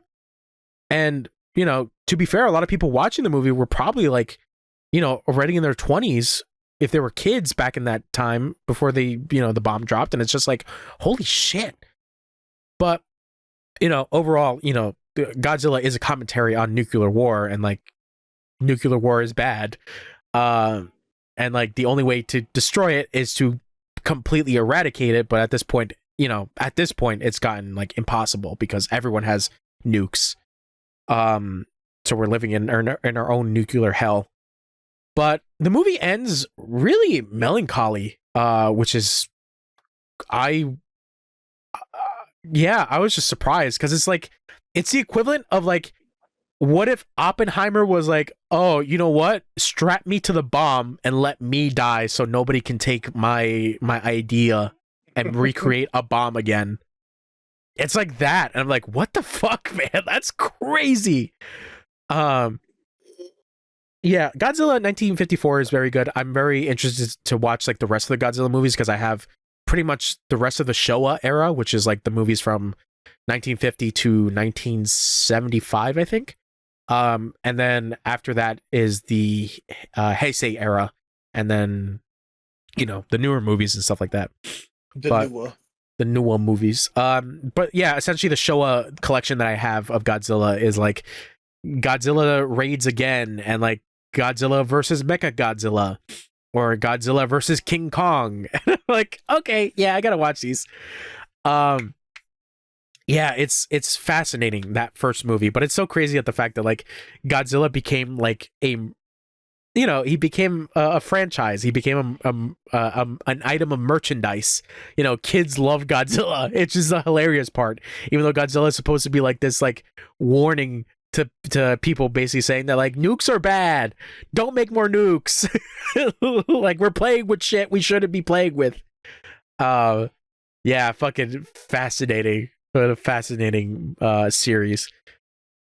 So going in like the way of Hong Kong movies, because I went back to Hong Kong movies, I got really interested in a director's filmography by the name of Ringo Lam. He is a Hong Kong director that does a bunch of like action movies or dramas. So the movie I watched like last month was a movie called City on Fire. And that's a very good action movie if you haven't seen it. It stars Chow Yun-fat. He's essentially a undercover cop. If you ever played Sleeping Dogs, it's essentially that. So I didn't realize that essentially he made his own like weird pseudo series where it's a bunch of movies that have the title On Fire, but they have nothing to do with one another. They're just like their completely own story, minus like this one that has a sequel. So he did, I think, what, like 4 other movies that have the On Fire title. So it's like, so in order, kind of, it's like City on Fire, Prison on Fire, School on Fire, Prison on Fire 2, and Sky on Fire, which is the latest one. Ringo Lam passed away like I think a couple years ago. So City on Fire is like his newest one, where it's more of like a crazy action movie. It's almost like an action movie that would star The Rock. Like it's so not great. It's I saw the reviews. It's not particularly that great. Like it's okay. It's like it's one of those destruction movies. It's like either The Rock or Gerard Butler, like that kind of like movie. Because it's like the thing I could think of is like Olympus Has Fallen, you know. So, City on Fire is fucking great. So I'm like, you know what? Let me watch Prison on Fire. It's also Chow Yun-fat. The story is more in the tone of a drama, but it's still elevated at the last act. But essentially, the story, you're following a protagonist that is kind of your vehicle into the movie. That he is somebody that got into a really bad predicament outside. That he's now in prison, and he's been charged for murder, but murder in the 2nd degree. Damn. So he's in there for like a couple years, because murder is not as crazy in China. Well, at the time in like 90s China, or Hong Kong, I should say. Well, hold on. Maybe I'm confused. This is made up shit, right? Yeah, this is made up shit. Okay, because I was gonna say like in made up China, it doesn't matter. In made up China. Sorry, I had to do it. Did you do the hand thing? Yeah, I did the hand. I went like that. China. So stupid. So it's Hong Kong. I should reiterate. It's Hong Kong because Hong Kong and mainland China are two completely different things. So you essentially what your protagonist did on the outside was that his dad was being hassled at his grocery store.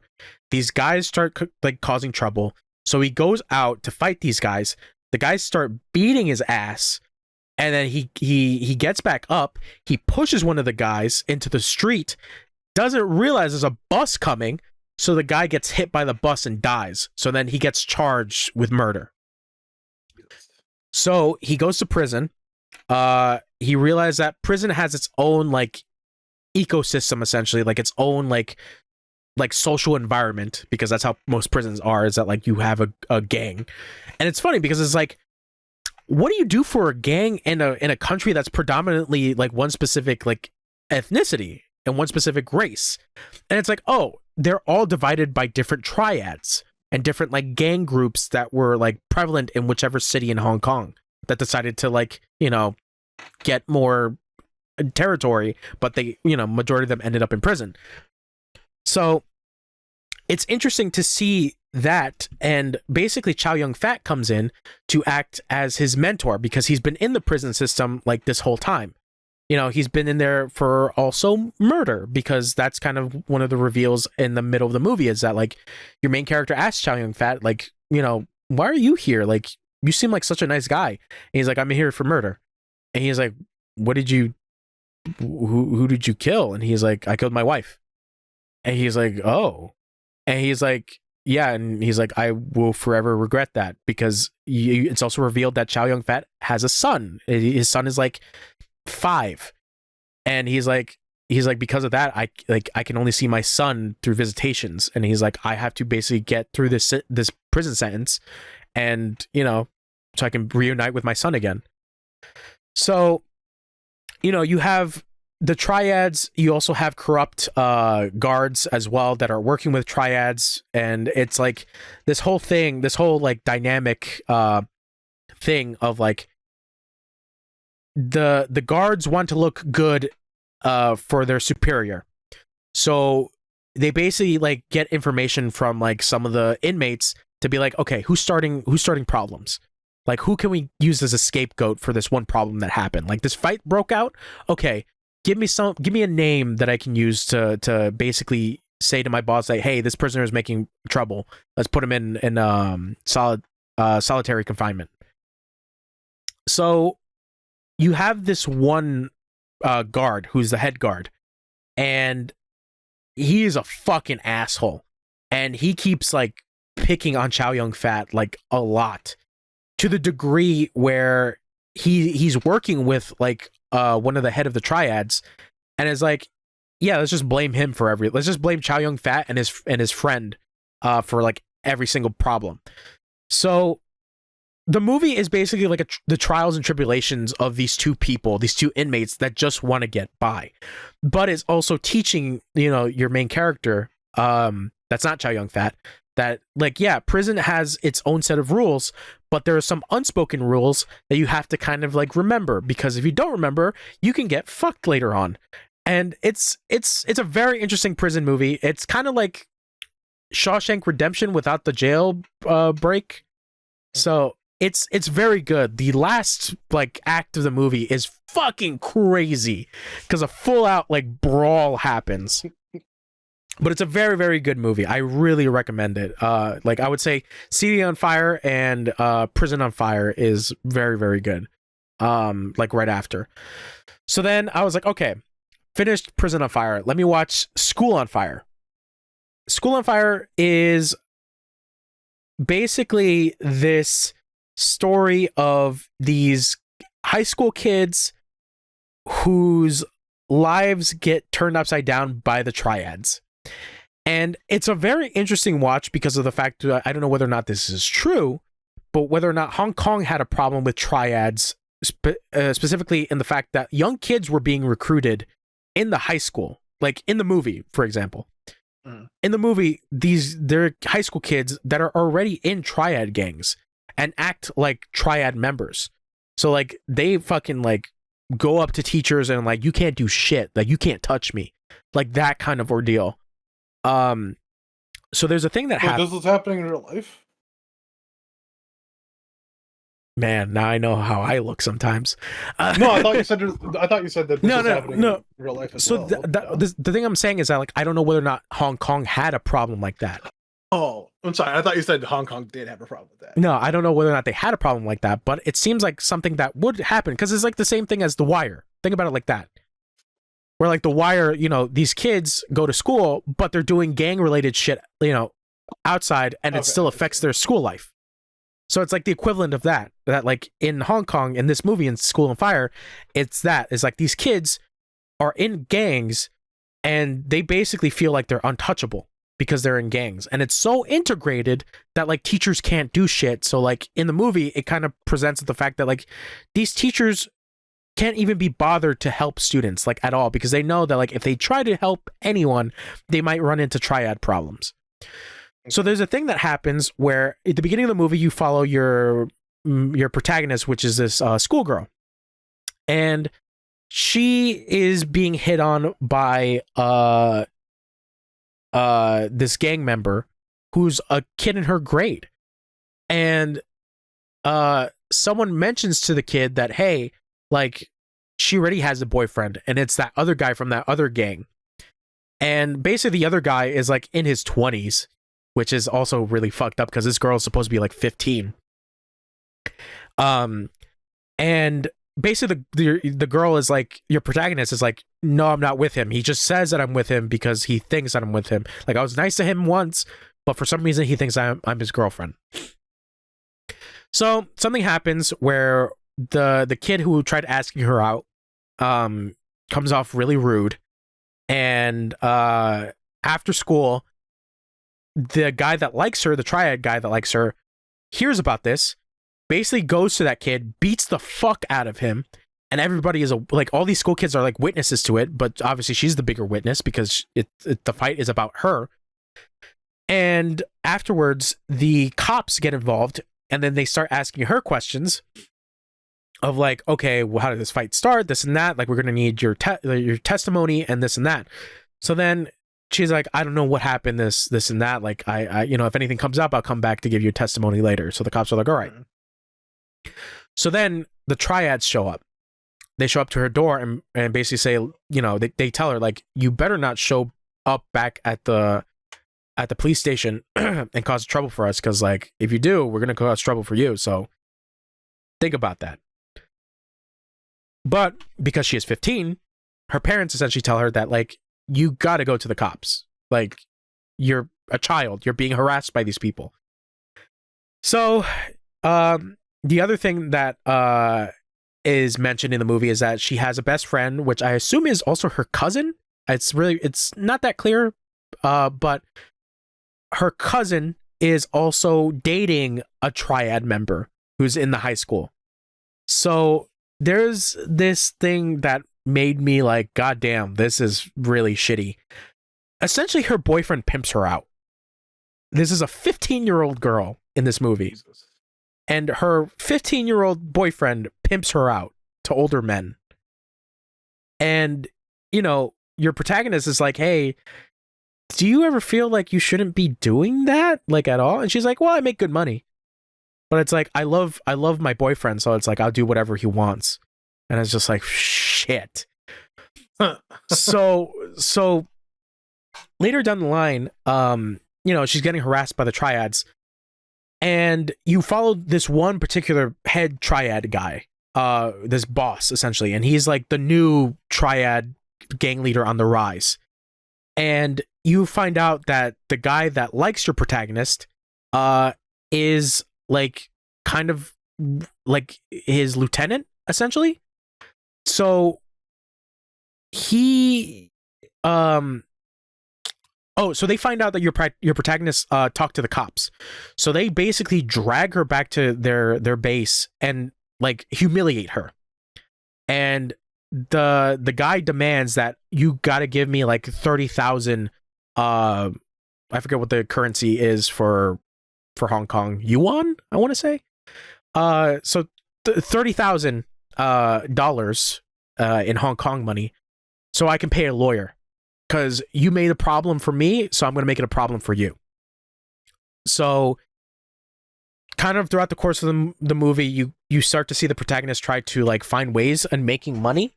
But the thing that's also explained is that the guy that likes her, the triad guy that likes her, is also supporting her, like in the sense of like, I'm going to give you some of the money that I've been making, on my like collections, so you don't have a problem. Eventually they start to develop a relationship, and then it gets fucking insane in the second act, because spoilers for School on Fire. So something happens with her cousin. She finds out that her boyfriend's been cheating on her. And basically that affects her personal life and her school life. So she goes in a fucking like full-on rage at school, gets kicked out of school, feels like she has nothing to live for, goes on a bike, drives crazy in Hong Kong, and then fucking dies. So then the protagonist feels like she has nothing else to live for because her best friend's dead, / her cousin. And she's like, you know what? Like, I don't know what I'm gonna do about paying the 30,000. Like, I got to do something else. Let me try to figure things out. And then stuff at home is not going well for her, so she runs away. So then it's also revealed that she has been prostituting herself as well. And in order to make the money back, her boyfriend finds out, the guy that likes her, the triad guy that likes her, eventually becomes her boyfriend.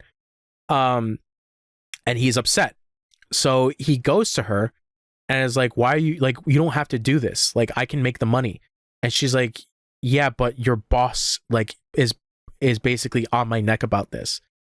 So then it becomes this whole thing where, you know, he's like, well, I can't go against my boss and this and that.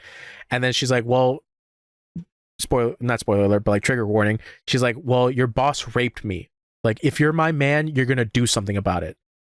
So then that is like integrated into his head. So the next time he sees his boss, he attempts to. Sorry. It's You fucking said spoiler. I'm sorry, you said spoiler alert. But I guess I meant to say trigger warning, but like, no, I know, but it's like spoilies on this cool part that happened. I mean, it's not cool, but it's like, it's, no, I know, but that's what it sounded like when you. It's said an spoiler. incredibly dark movie, because like that's also the other thing is that like I don't know whether or not the movie Shit, was. that fucking caught me, dude. I don't know whether or not the movie is trying to imply that like if it's true or not, but it's trying. It feels like in the sense that like she's trying to like get out of the situation. So whether or not like what is she saying is true, whether or not the his boss did that to her, it's never revealed. It's only implied. But you get to the end of the movie and like the boyfriend like tries to kill the boss. It doesn't go well, and then it leads to this whole climax at the end where they're back at the school and the boss is about to like he's like, you think I did something to her? I'll show you, you know, I'll show you if I actually did something to her. I'll prove that I did something to her. And he's about to, yeah, it gets incredibly dark. And then one of the cops, I forgot to mention, like this one particular cop, like kind of gets like privy to like the whole situation, that like he's not stupid, but he knows what's going on. So he follows them and like he sees that like, you know, this whole fight broke out. So he follows them to the school and he basically like shoots the guy before he's able to do anything. And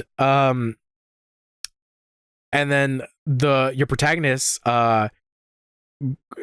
grabs a machete and basically like chops this dude, and then he falls back through the window onto like these spiked like fence guard things, and like it's a wild fucking ending. And then what makes it even more wild is that they have like an ending part where it's like, you know how like in some movies they have like, oh, what happens to them in the future? It does that for these characters. And it does it in the sense of like, here's a mugshot, and then what happened to them. So for the boyfriend character, it's like, here's a mugshot, and then he went to prison for attempted murder and murder in the second degree, and also being in a relationship with a minor. And I'm like, oh my god! And he's like, I think the prison sentence was like 30 years or something, and I'm like, holy shit. Like, he went to prison. And then that's also the other thing that I forgot, is that like the dude is in his 20s and this girl is like 15. Yeah. And I'm like, oh my god, like I forgot about that. Like, that's fucking crazy. So then you have your main character, your protagonist, come up with her picture, and it's like for murder I think in the first degree, like she gets like 15 years, almost like 20 years depending. And it's like, what the fuck? Like, everyone goes to prison minus the cop. The cop is like the only one that doesn't go to prison. But yeah, man, it was like a dark movie. I was not expecting it to go that dark. Because like City on Fire is good, but it doesn't go super dark. The ending is tragic. The ending of City on Fire is very tragic. Prison on Fire has some dark moments, but there is levity because there is comedic moments, and there's also some moments of lightheartedness where like some characters reveal, you know, about their past and like what they miss about the outside world and like what they're basically fighting for. But then with School on Fire, it's like it's the most cynical view of humanity like possible, even society in general, of just like people have to do bad things because bad things are being done to them. So they have to take it to extreme degrees. And I'm just like, fucking hell, like this fucking last act is insane. So yeah, it's just like School on Fire is a good movie, but be prepared for like very dark moments of just like, whoa, what the fuck is happening, man? But it also shows like the incompetence of the police as well. Like they do this thing where like they show the police like they can't do anything. They can't like charge these people for anything because they have no evidence, because they're so like these criminals are incredibly slick. So they can't have anything to basically hold against them. But yeah, I have to also mention this one particular character actor. I forget the actor's name, but he's very like, I was surprised. Like I saw him like everywhere, but he's a very interesting actor for the most part. I forget his name, but he's like in a lot of Hong Kong movies. He used to be in a lot of like Hong Kong like action, like kung fu movies like back in the day. So he's a very interesting character actor. So yeah, School on Fire, and then I watched Prison on Fire 2, which is the sequel to Prison on Fire.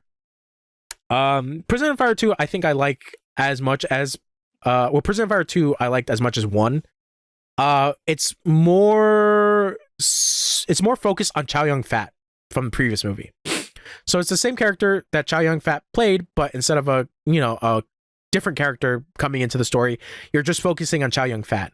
And then it gets more personal with him because it's been a couple years since the first movie, and essentially his son has grown up. His son is like maybe like 10 years old, and his son is basically living in like a foster care system, also living in like an orphanage at times. So, Chow Yun-fat's character is like, he has to tell his son that, just wait for me. Like, just give me more time. Like, I know that, you want to, it's not like I don't want to be with you, but it's just like, you have to understand there's nothing I can do. But his son is like very like, he's very hesitant with him of just like, I wish you'd do something, because like, every time I go to school and people say, where are your parents? Like, people that I'm with that are essentially my foster parents are not my parents. So it's like, I want you back in my life. So, Chow Yun-fat is like, man, like I got to do something to quick, like hurry this shit up. So eventually it does become like Shawshank Redemption, where he starts to like do like prison breakouts. While on the other hand, after what happened in the first movie, they had to replace the bodyguard, the head bodyguard that was giving him shit before, with a new bodyguard who's even worse. And that particular bodyguard, like, essentially just wants to kill Chow Yun-fat's character. So then, they do this new thing where they introduce a character, who is a triad boss, who comes from mainland China. So, there's this whole thing that's happening in the prison where mainland China people, mainland triad gangs are kind of like butting heads with Hong Kong triads. So there's an incident that happens where they believe Chow Yun-fat is behind the incident. So the mainland China people want to essentially kill Chow Yun-fat, and basically Chow Yun-fat has to continue like, getting out of these situations of like not being in the cell with the mainland China people. So he has to basically construct his way out of the prison in order to escape that, because he knows that this head prison guard is not going to listen to him. He's going to try to get him killed.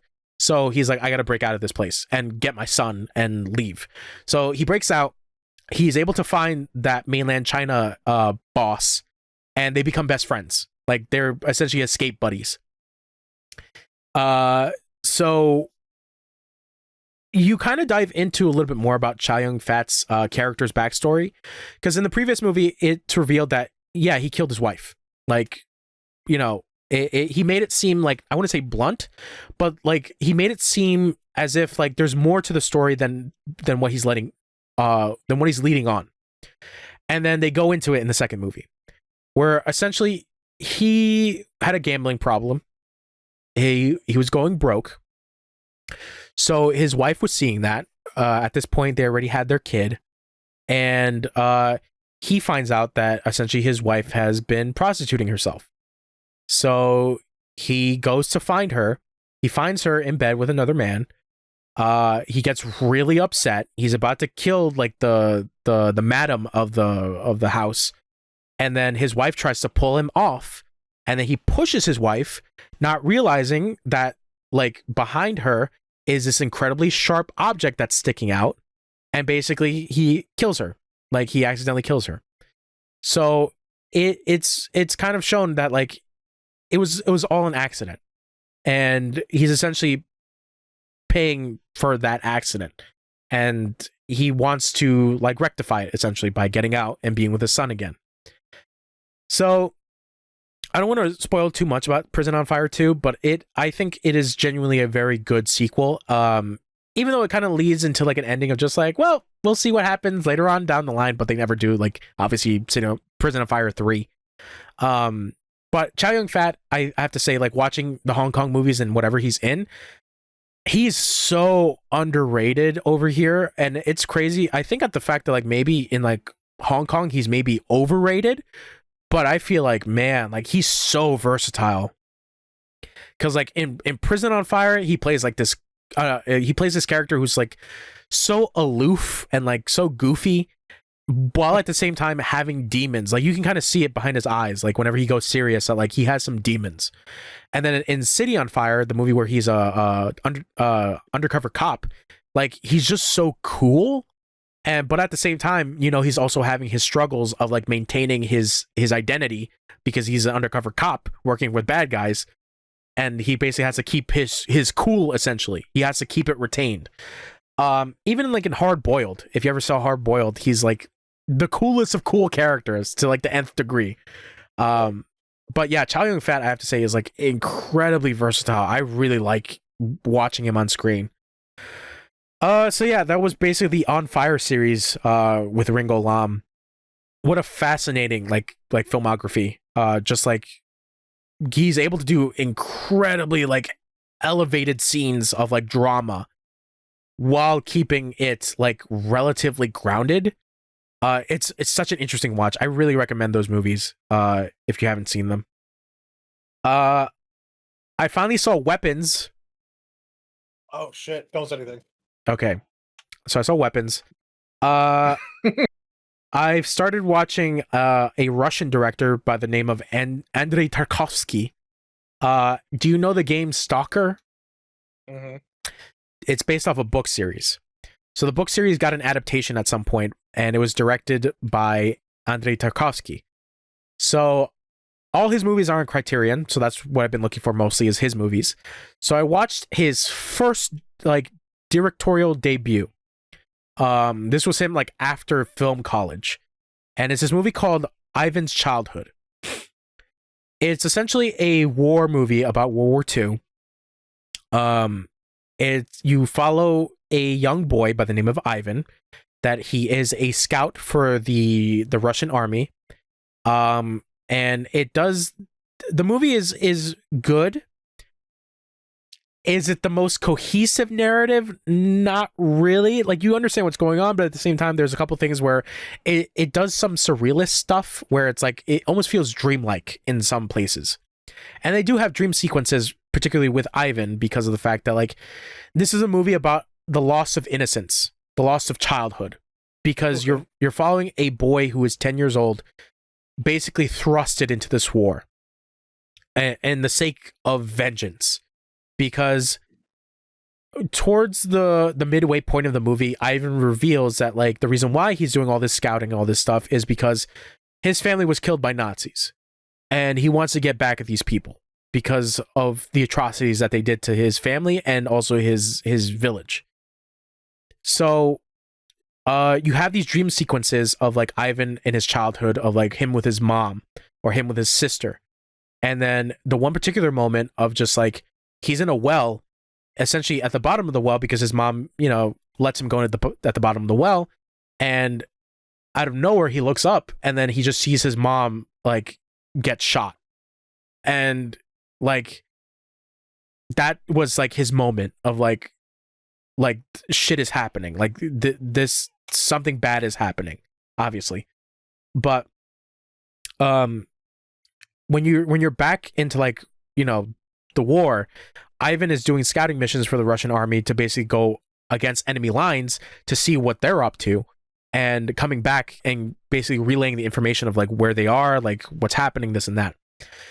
So the soldiers in the Russian army who are friends with Ivan, want the best for him. So they basically tell him that like, look, we can't keep sending you out on scouting missions. you got to go to an orphanage or go to military school or something, somewhere safe at least. But Ivan's like, no, I don't want to do that, because if you try to send me somewhere, I will join like a resistance group and like help them to stop these people. So they're like, okay, all right, fine. We'll do one more mission. You know, if it doesn't go well, we're like, you know, if we're not able to relay with one another again, go somewhere safe. So that's what happens like towards the end of the movie, is that like Ivan goes scouting, but he doesn't come back. So you don't know what happens to Ivan until the end of the movie.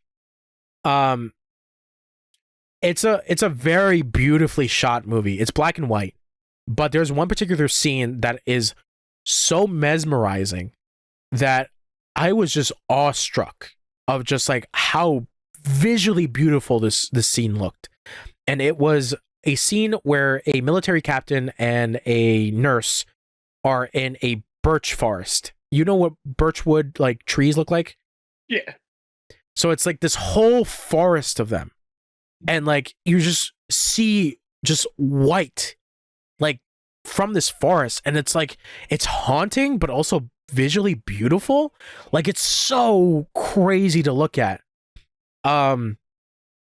So yeah, that scene in particular is very interesting, but like it's also incredibly beautiful, you know, at a viewer standpoint. There's even another shot where it's like the captain and the nurse kiss, but they're over like this trench, and like basically the camera is looking up above essentially, and you see like basically the nurse like hanging over the trench while the captain like has her in his arms, and like they're kind of like swinging over the trench. Like it's such a incredible shot. So I got really into that. I started looking at like the bonus features. I even read like the little booklet that came with the disc.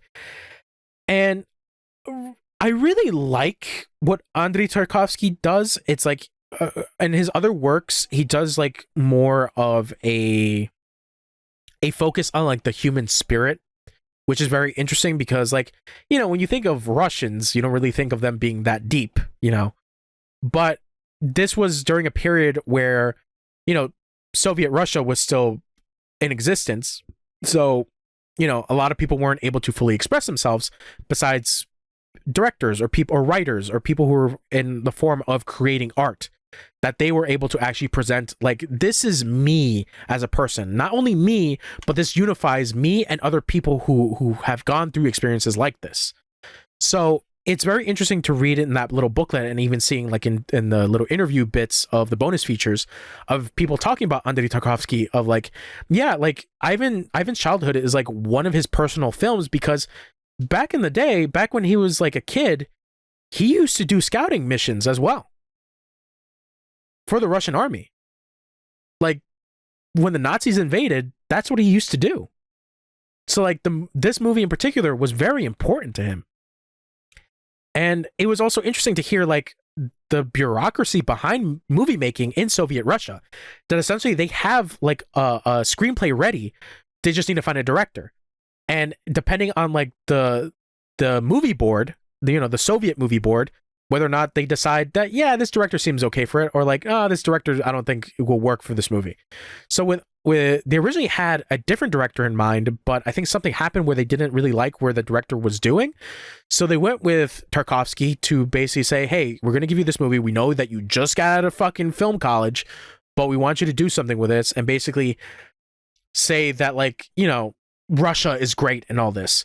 But that was also the moving point of, there was like essentially like a renaissance that was happening with like Soviet movie making, where it's essentially that like past movies that talked about war that specifically were centered in Russia were mostly movies about, like, in a sense, like propaganda, where it was like these movies that came out that are like, Russia's great, you see how awesome Russia is, Russia can fight back against any kind of invasion and this and that. Like it was like supposed to be like nationalism. But with Tarkovsky and a bunch of other directors around like the 80s and like 60s, even 70s, they were like, we want to move away from that nationalism and talk about the human condition, like personal stories about people who went through the war and how it's essentially affected them. Because there have been, besides soldier casualties, there have been like civilian casualties. So we want to get into the side of the civilian and the human soul that endures. Like it is so like spiritual in a sense that I was just like, wow, like this is coming from Soviet Russia. But it's like you have to understand that these people were also advocating at the fact that like they don't want to be part of this movement anymore. They want to have the freedom of expression rather than just having this whole one unifying thing that Russia is great. Like, no, we got to talk about other stuff that makes the people of Russia great, not just the country itself. So it's like this really interesting like spiritualism that they go for, which I really, really dug. And I'm really interested to see like the rest of his other stuff. So a bunch of other movies that he did, this movie called Andrei Rublev, which I believe is, I don't know, based off a real person, but it's supposed to be an artist. That's kind of like a biopic, possibly. I don't know. I could be getting this wrong. I don't know if it's a completely made up character. I could be getting this wrong, but I haven't seen the movie. That's on my, watch list. Then after that, a movie he did called Mirror. This other movie, Nostalgia, Sacrifice, and then Stalker. Of course, Stalker is based off the book, and the game is based off the book. So very interested to watch the rest of his stuff. But like, yeah, Ivan's Childhood is such an interesting movie because of the fact that like it was basically, it was a commentary of just like the war affected a lot of people. It affected a lot of children. Like there were a lot of war orphans. And it's like to say that like, these kids didn't do anything. It's kind of an insult to these children. And especially if they gave their lives for Russia, it's like you were doing a disservice to them. So very, very fascinating man, very fascinating work. Very keen on watching the rest. So yeah, after that, I was like, you know what? Let me watch some Jackie Chan movies. So I finished up my Jackie Chan Criterion collection that I got of like Jackie Chan's like, I guess choreography and directorial stuff, which is, part of that collection. So I finally watched The Young Master, which is a Jackie Chan movie where he is a young no, he's not a young master, but like he's a student at like a martial arts school. Something happens where it's revealed that his they call him brother, but it's like his classmate essentially does something wrong where he basically throws a competition for another school, and he does it for money. So their master finds out about that, and their master is like, all right, we're kicking you out, you got to leave. So then Jackie Chan's like, master, please let me go after him, let me try to like get him back. And his master's like, okay, fine, go. So the plot is okay, for the most part. It's a kung fu plot, but the choreography is fucking awesome. It is awesome. The first scene that you're getting is that these martial arts schools do like this ceremony where they do the lion dance. When they dress up in like the giant lion costume. Yep. So for like New Year's and stuff like that. So they have like the first scene that you're introduced to the schools is that like there's a competition that's being held, and these two schools are basically competing for the finals, or they're in the finals. So there's this whole like choreographed like thing of like, them in the suits, doing this whole dance while also doing kung fu. And it's like, it's awesome. It is so fucking cool. Then you get to the second half of the movie, and then people are also doing kung fu, but with like unorthodox like weapons. It is fascinating. It's so cool. Because like Jackie Chan is doing kung fu with like a fan. There's a character that uses her dress to like hide her kicks. Like it was so awesome. And then this other character uses just a rope to fight. And then another character uses a like a bench to fight, like a little small bench to fight. And I'm like, that is so fucking cool. Like I never thought about this. Like the only other like unconventional weapon that I could think about is like in Once Upon a Time in China 2, where Donnie Yen's character uses a wet cloth as a weapon. And I'm like, a wet cloth? But then you see it in action, and essentially he basically wets the cloth into a ball form, and it has so much density and so much mass that he's able to fucking fling it like a fucking mace. Like that hard. And it's just like, that's cool. So then what's also really fun is that they bring in Yuen Biao, who's also an actor who went to the same school as Jackie Chan. They were essentially like classmates, and they've done like other works together, together with Sammo Hung, and it's really cool whenever I see like the three of them together. It's really fun.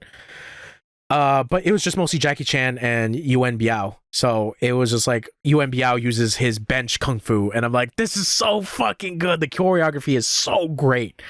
The climax of the movie, it is so stupid, but it is so fucking nuts. You know how Jackie Chan defeats the final evil? By kissing it, Close. having sex with it, No. putting his feet in his mouth. No. I don't know then. All right. Essentially, he has to take opium in order to defeat the villain. How's kissing it close to that? I was joking. You fool. Yeah, essentially Jackie Chan goes on a full, like, he starts to tweak out and then kills the guy at the end of the movie. He kills the bad guy. Chan. Huh? That's not my Jackie Chan. Well, I mean, he tweaked out. You be tweaking, bro. He be tweaking. He tweaked out at the end of the movie. He's like, how do I defeat this guy? All right, opium. Give me the drugs. And then what's hilarious is that, like, at the beginning of the fight, he's like, I have to capture you to bring you back to the authorities. And then because of his whole fucking, like, drug overdose, he fucking kills the guy. But yeah, then the movie ends. The movie ends with him, like, all, like, in, like, bandages and shit like that. Because he got his ass whooped. Bandies. So then, yeah, The Young Master, great fucking movie if you want, like, awesome, like, kung fu cinematography, choreography. So then I watched, what is it called? My Lucky Stars. This is a weird movie. It's, I think, choreographed by Jackie Chan and Sammo Hung, but it's directed by Sammo Hung. So I don't know why it's in the collection, because it's like Jackie Chan's only in that movie for like a couple scenes, because he plays like a cop. Same thing with Yuen Biao. Yuen Biao is also a cop, and then you get like 20 minutes into the movie and Jackie Chan's like, hey, like, I'm in deep trouble over here. Can you send my old friend to help me? And his boss, Jackie Chan's boss, is like, okay, I guess, but your friend's in prison, right? And he's like, yeah, but he knows what to do. And then they get Sammo Hung out, and Sammo Hung is like, well, in order for me to help Jackie Chan, I need to make my own crew. And again, he gets his own crew, yet they have no particular gifts, like, at all. Like, the only person that is able to do kung fu is Sammo Hung, and everyone else is there for like comedic relief. It's very bizarre. It's a very bizarre movie because apparently they did like, it's a movie of like 5 people, quintuplets, I guess, like not like a duo, but like for 5 people, like a group of like people that like done like other movies. So it's like they call themselves something, I think they call themselves like the Stars or something like that of the sort. But it's essentially these 5 people, including Sammo Hung, and other movies that has star in the title. So that like a previous movie that they did was like Twinkle Twinkle My Little Stars or something like that, or Twinkle Twinkle My Lucky Stars, some shit like that. But it's essentially this group of people that do these movies, but it's also bizarre because it's like all of them are just comedic relief, and it's like, what is this movie? And then we get to the end, and then there is a big fight scene. You know, Jackie Chan does his Jackie Chan stuff. Yuen Biao does his kung fu stuff, and same thing with Sammo Hung. He's able to do his kung fu stuff. But it's such a bizarre movie. Like, it's okay, but it's not like anything where like you gotta watch this fucking movie because Jackie Chan is only in it for like a couple scenes, and Sammo Hung just steals the show. Such a bizarre movie, but it's all right for the most part. Yeah, and then Jackie Chan kills a guy with a gun. He shoots somebody. So then, yeah, and then after that, I finally watched Frankenstein, the Guillermo del Toro movie.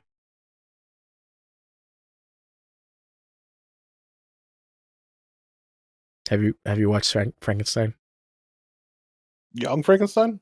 No, not Young Frankenstein. The new Frankenstein. Oh no, I haven't seen the new one. It looks cool though. I watched it with my mom because my mom was like, "I want to watch Frankenstein." And I'm like, "Okay." So we watched Frankenstein, and what a that's a great movie. So good, so good. I'm not one of those people that read the book, but I know there are some people out there that like are like, "Oh, this movie's a bad adaptation, this and that," and it's like it's an adaptation. Like it's not gonna be one for one with the book. On top of that, this is Guillermo del Toro we're talking about. In almost every movie that features a monster, he's sympathetic to the monster. So it's like that's kind of the whole point.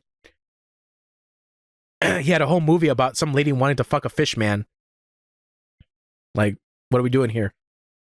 Gross. Yeah, that movie was crazy. I have that movie, The Shape of Water. It's crazy. I'll shape you in the water, dude. I mean, that fish shaped her in the water. Stupid. But Frankenstein's very good. Obviously, Oscar Isaac is in it. He's great. That's stating the obvious. Yeah.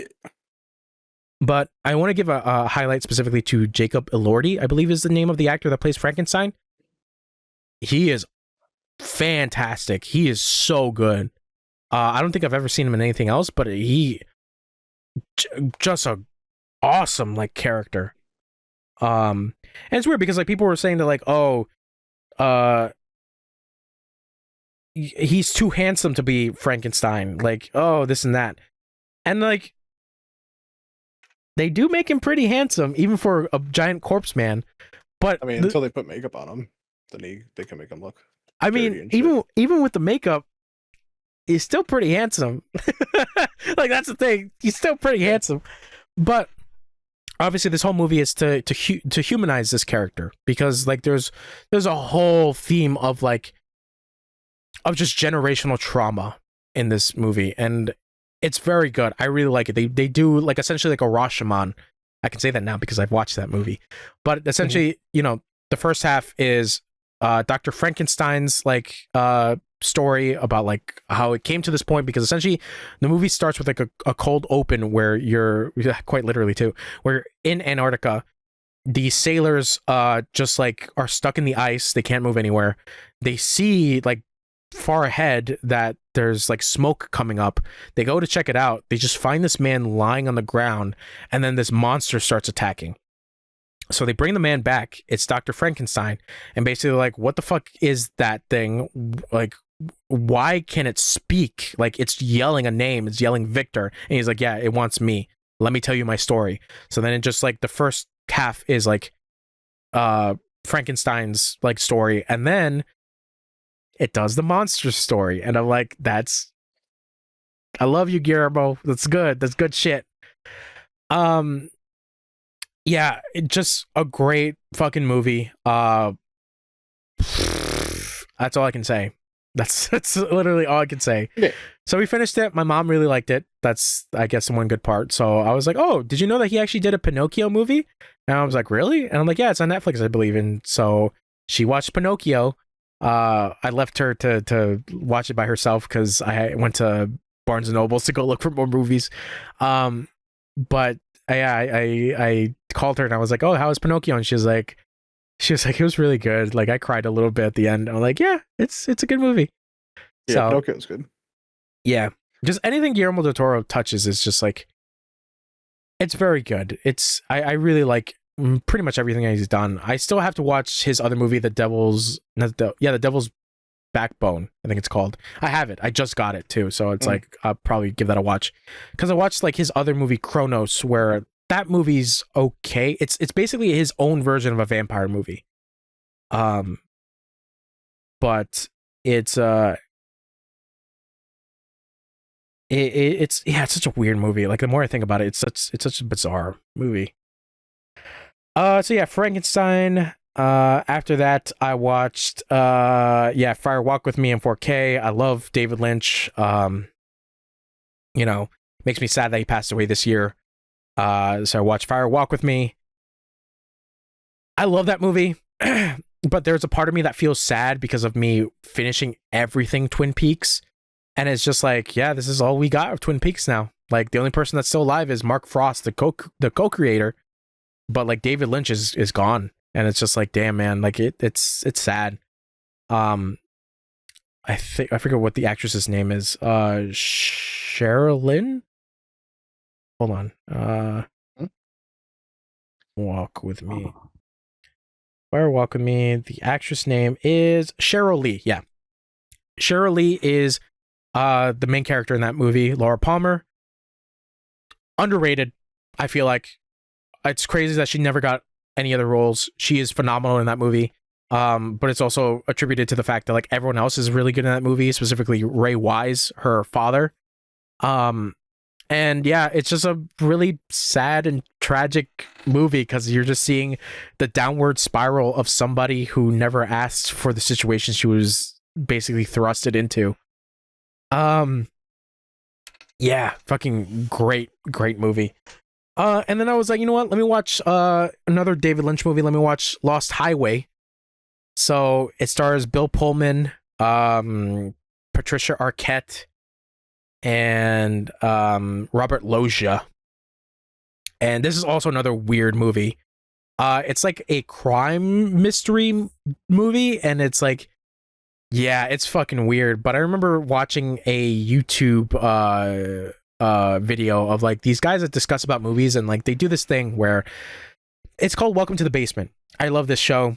Essentially the premise is this guy gets a friend and they watch a movie that he's never seen before, and basically they watch it and then they talk about the movie afterwards, and you know, it's this whole thing. So they watched Lost Highway at a point. I never seen Lost Highway at, you know, from that point. So there is a thing that happens where this thought in particular stuck with me about Lost Highway. That in the discussion from Welcome to the Basement, they talk about like, what is the theme of this movie? Like, why is it so weird? This and that.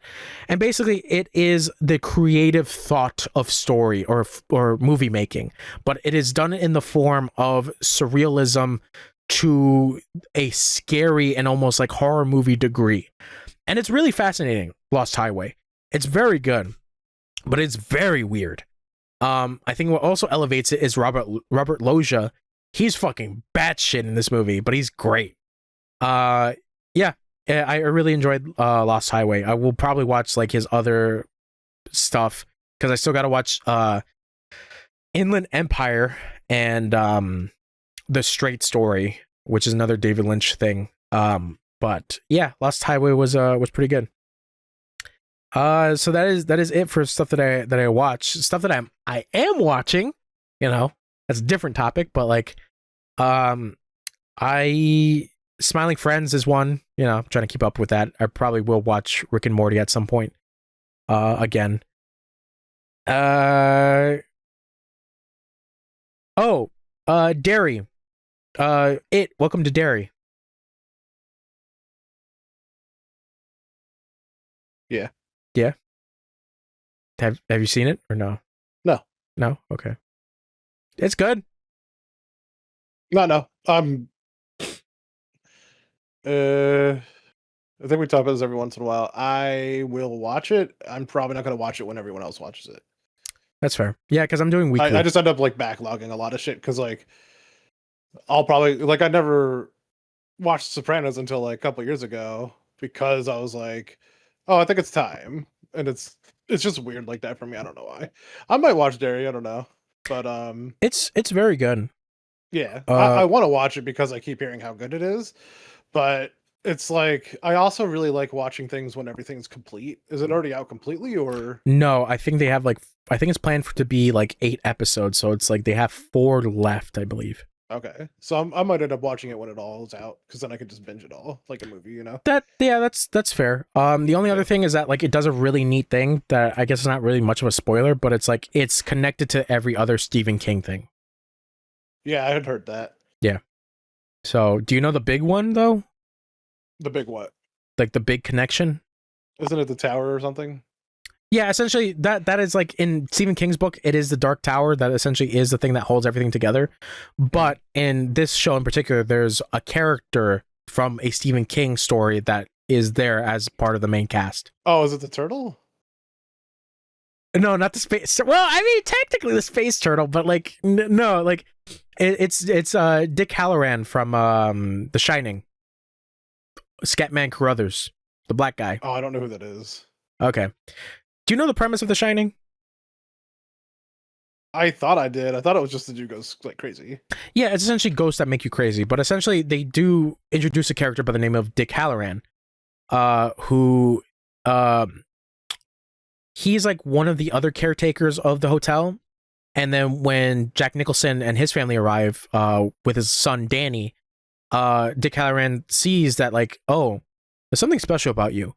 So then they get to talking and they're like, he's like, Danny, I sense like something in you. Like, I think you have the same thing I have. It's called, like my grandmother called The Shining. And it's essentially like the ability to like connect with like different spiritual elements. And he's like, he basically tells Danny, he's like, you got to be careful when using The Shining. Like there are things in this hotel that like will see you essentially. Oh, okay.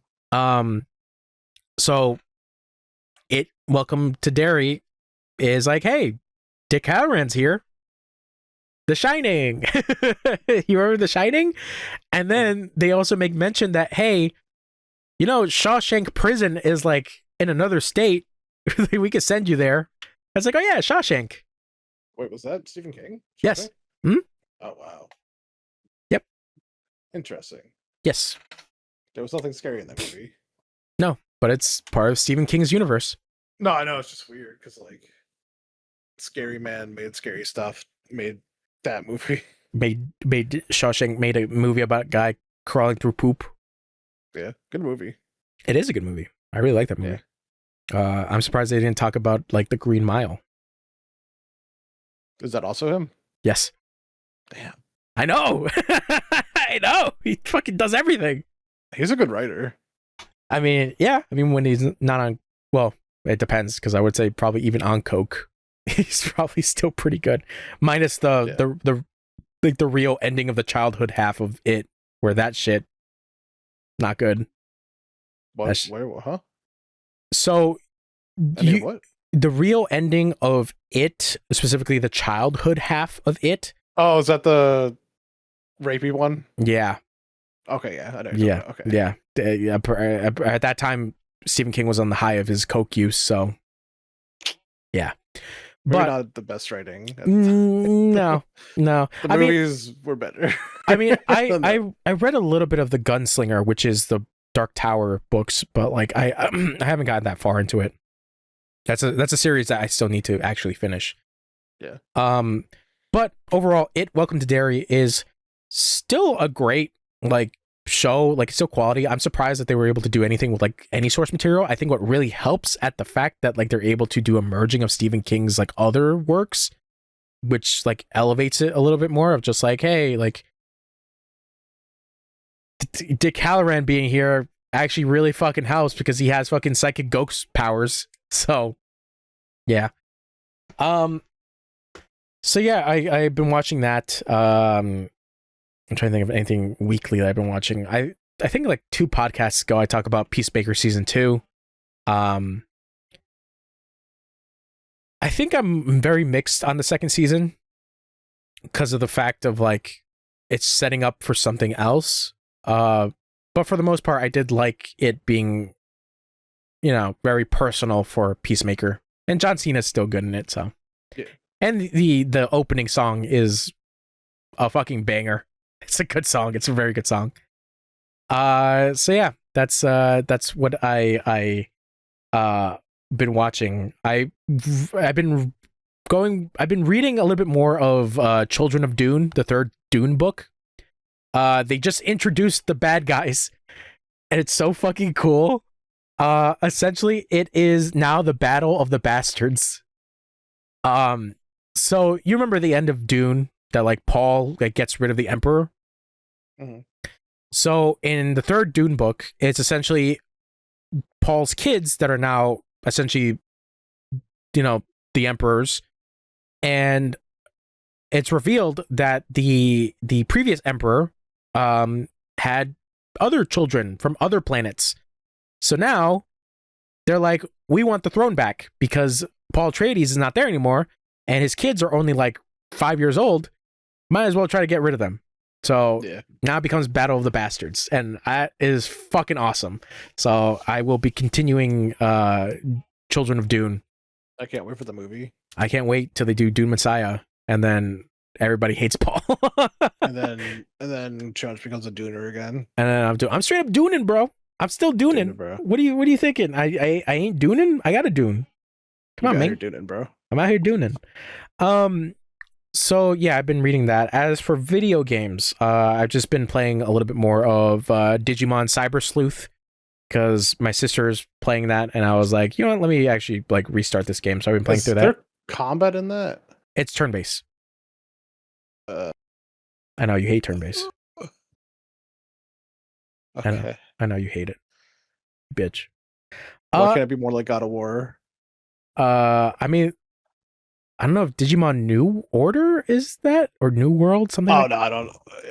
I saw a friend play it. It doesn't look super fun. Well, there's Cyber Sleuth, and then Hacker's Memory, and then the new one that just came out, which is Time Stranger, which I hear that one's actually pretty fun, but it's also still turn-based. Dude, I'm gonna strange all over you, dude. So my sister finished it. She texted me. She's like, "Oh, I finished Digimon." I was like, "Really?" Like, I'm still playing through it. So I was like, "Wow, I'm surprised you finished it." She's like, "Yeah, now I feel empty." Dude, your like, sister's a digital monster. Yeah, dude. Like, she's like, "Hey, do you have the Digimon movie?" I'm like, "Yeah," and she's like, "Can we watch it at some point?" I'm like, "Yeah." Like, I don't mind. So yeah, Digimon Cyber Sleuth is pretty fun. You know, I have Greymon, I have Garurumon, you know. Okay, nice. I have Gargomon. Gargle these. Yeah, Gargle these mons. I love Terriermon, so I was like, oh, I forgot he digivolves into a giant version of himself with gun arms. So happy about that. So other shit that I've been playing. I'm still trying to get through the majority of the Outer Worlds. Because like right now I'm doing the DLC stuff. So been trying to get through that mostly. What did I do? What else did I do?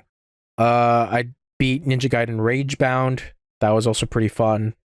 I enjoyed my time with that. Been playing some more Tekken 8 as Armored King. I realize I'm still bad at Tekken, but it's still a good time. For Spookytober, obviously, you know, I did Tormented Souls, just Resident Evil clone, indie game kind of. It's okay. Right. The puzzles threw me in for a loop. It made me feel incredibly stupid. Like you could see it on stream where I'm just like, I feel like I'm stupid, and then like the actual solution to the puzzle, I'm like, yeah, I'm stupid. Like I can't believe I didn't get that. But it's all right for the most part. The story is it's a mixed bag for me because it's like it tries to do time travel shenanigans, which can go into one or two ways. Where it's like, oh, it's pretty well written, and like tries to do something a little different with like time travel, or it's so jumbled because time travel is such a hard thing to write about, and that's where kind of like it feels like it's stemming into. Dude, it really is like, I don't want to say it's hard to write about because I don't know, but like I'm assuming it is, and like there's so many movies that fail at it, or like books or whatever, right? Any media that fails at like doing time travel well. Mhm. And then when you see something do it well, it's the same thing to me for like Aliens. Like I've said this before to you, I think, but I think Arrival is the best movie that ever did Aliens, and a personal opinion, of course. Yeah. Denis Villeneuve. But like it's rare to find a time travel movie that's done like, oh, this is fucking great. I would have to rewatch Looper because I know people love Looper. I've never watched Looper. I watched it like once. I really liked the premise. I really liked it. But the one thing that does time travel really well, and I keep saying this all the goddamn time, is the Netflix show Dark. Oh, it's in German. Yeah. But it is phenomenal on how it's able to do everything time travel. That's all I gotta say. Yeah. No, I should. Oh fuck! What? I would say just watch the first episode. Okay. Just watch the first episode, see if you like it, and then like if you do, just go on with it because like it's so well written. It's so well written. So then other video games. I finished this game called Bramble the Mountain King. Fucking awesome. What an awesome fucking indie game. Really good. If you like Little Nightmares and shit like that, this is for you. So yeah, Ninja Gaiden Ragebound I finished. As for other stuff that I've been playing, I've been playing a little bit more of Resident Evil 7. I've been doing like the DLC stuff. Man, there's a fucking DLC mode there where you play 21. It's rough. It's really rough because like it becomes unfair at some points because there are different like difficulty levels that you can do. In order to get trophies, like you got to do like the higher difficulties, and like they are like legitimately like you feel like you're being cheated at times. Trying to think what else. There's also the Ethan Must Die mode, which I've been trying to get good at because it's like randomized like items and shit like that. It's also pretty tough. But yeah, just pretty much been going back playing some Resident Evil 7 from time to time because last podcast I talked about like me getting S rank and like Resident Evil 2 remake and Resident Evil 3 remake on PlayStation because I was just like, yeah, fuck it, why not? Still playing through Ninja Gaiden 4. Ninja Gaiden 4, you know, the hour that I played with it, so good. So good. I can't wait to return back to it. Tiny Tina's Wonderland, still playing it on my time. I tried going back to the Platinum Games Ninja Turtle game. Teenage Mutant Ninja Turtles Mutants in Manhattan. It's a rough game. I don't recommend it. It's meant for 4-player co-op, like online, but like just like the level system and like the level design itself is like not good. Like it just makes you do like a bunch of fetch quests to the extent of like it gets tedious. It gets really fucking tedious. So other shit that I've been playing, that I'm still going through that I would say I recommend at this point is Chronos: The New Dawn. I don't know if you've seen anything about this. No. It's a horror game by Bloober Team. This is like okay, no, I do. Yeah. Okay. So immediately this is, when it's a horror game, I was like, right. Yeah. This is like right after they did Silent Hill. This came out this year, I believe. It's very good. I like what it's doing. It's basically leaving everything in the air of mystery because you're essentially this armored, suited like person that has essentially you're doing time travel shit as well, but the world had essentially like fallen apart. Like it looks like you're in like this weird pocket dimension of sorts of like, you know, pieces are broken off buildings, but they're like floating in midair, like they're suspended. Like it's like crazy. But there's some backstory that's like talking about how a disease broke out, and like this disease like was basically the downfall of humanity. And your character is a traveler, is what they call your character. And your job is to basically find the cause of this disease and basically stop it and use time travel to stop this thing. But that's the whole thing, is that like they can't pin it down as to like what period of time this happened. Mm-hmm. So you're going through the course of the game, you do meet these monsters that are very Dead Space like, obviously, but it's not in the sense of like shoot their limbs. The gimmick is you cannot let them eat other enemies. So, for example, if you shoot an enemy and they die and they're just on the ground, they don't disappear or anything, they're just on the ground. Another enemy appears, and essentially what that enemy can do is go over to that dead enemy and consume them and become stronger. So you basically either have to torch the dead one or kill the new enemy that's appeared before they eat the dead one. It's really tense. I think that's great. There's no changing in difficulty, which is surprising because like it just like, all right, you're starting the game. You don't even know what difficulty you're on, just do it. And I'm like, okay. So so far the story is getting far more interesting because like I was just introduced to another traveler that he calls himself the Warden, and basically his job is to make sure that the machine that like they use for collecting like basically like not spirits but like memory data of people is still intact, and also the machine that uses time travel is still intact. So like just a weird game, but I'm very curious as to like if everything comes together at the end. I will be like making sure that like something happens. And then speaking of horror, hey man, Silent Hill F. Oh yeah, you've been playing. I've been playing. I got 2 endings.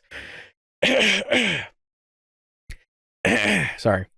Technically 3 now. But I fucked up last night. I didn't do one of the requirements, so I ended up getting one of the endings I got before. I spent like 4 hours only to get the same ending, and my stupid ass decided, you know what? I'm gonna get through this, no problem. I'll just save over the same save file. This shouldn't be a problem. So then I get the same ending, and I'm like, oh, I think I made a boo-boo. And then Wade was there, and Wade was like, did you do the thing? And I'm like, I didn't do the thing. And he's like, what did you expect would happen? I was like, I don't know. So then like I'm already like 4 hours into like the stream, and I'm like, it's like 2:00 in the morning, and I'm like, I gotta get something out of this. All right, let's go for the UFO ending. So I cut the UFO ending. Very fun ending.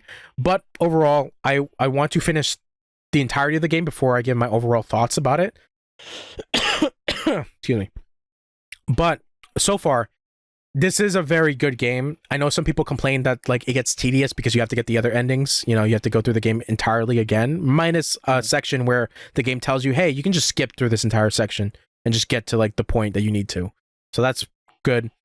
But you know, it is a personal story for your character Hinako, and I really do like it, and like the central themes of it being like gender identity and essentially adulthood. Like, what does adulthood mean to somebody that is still trying to find themselves in a society that thrusts it upon these children?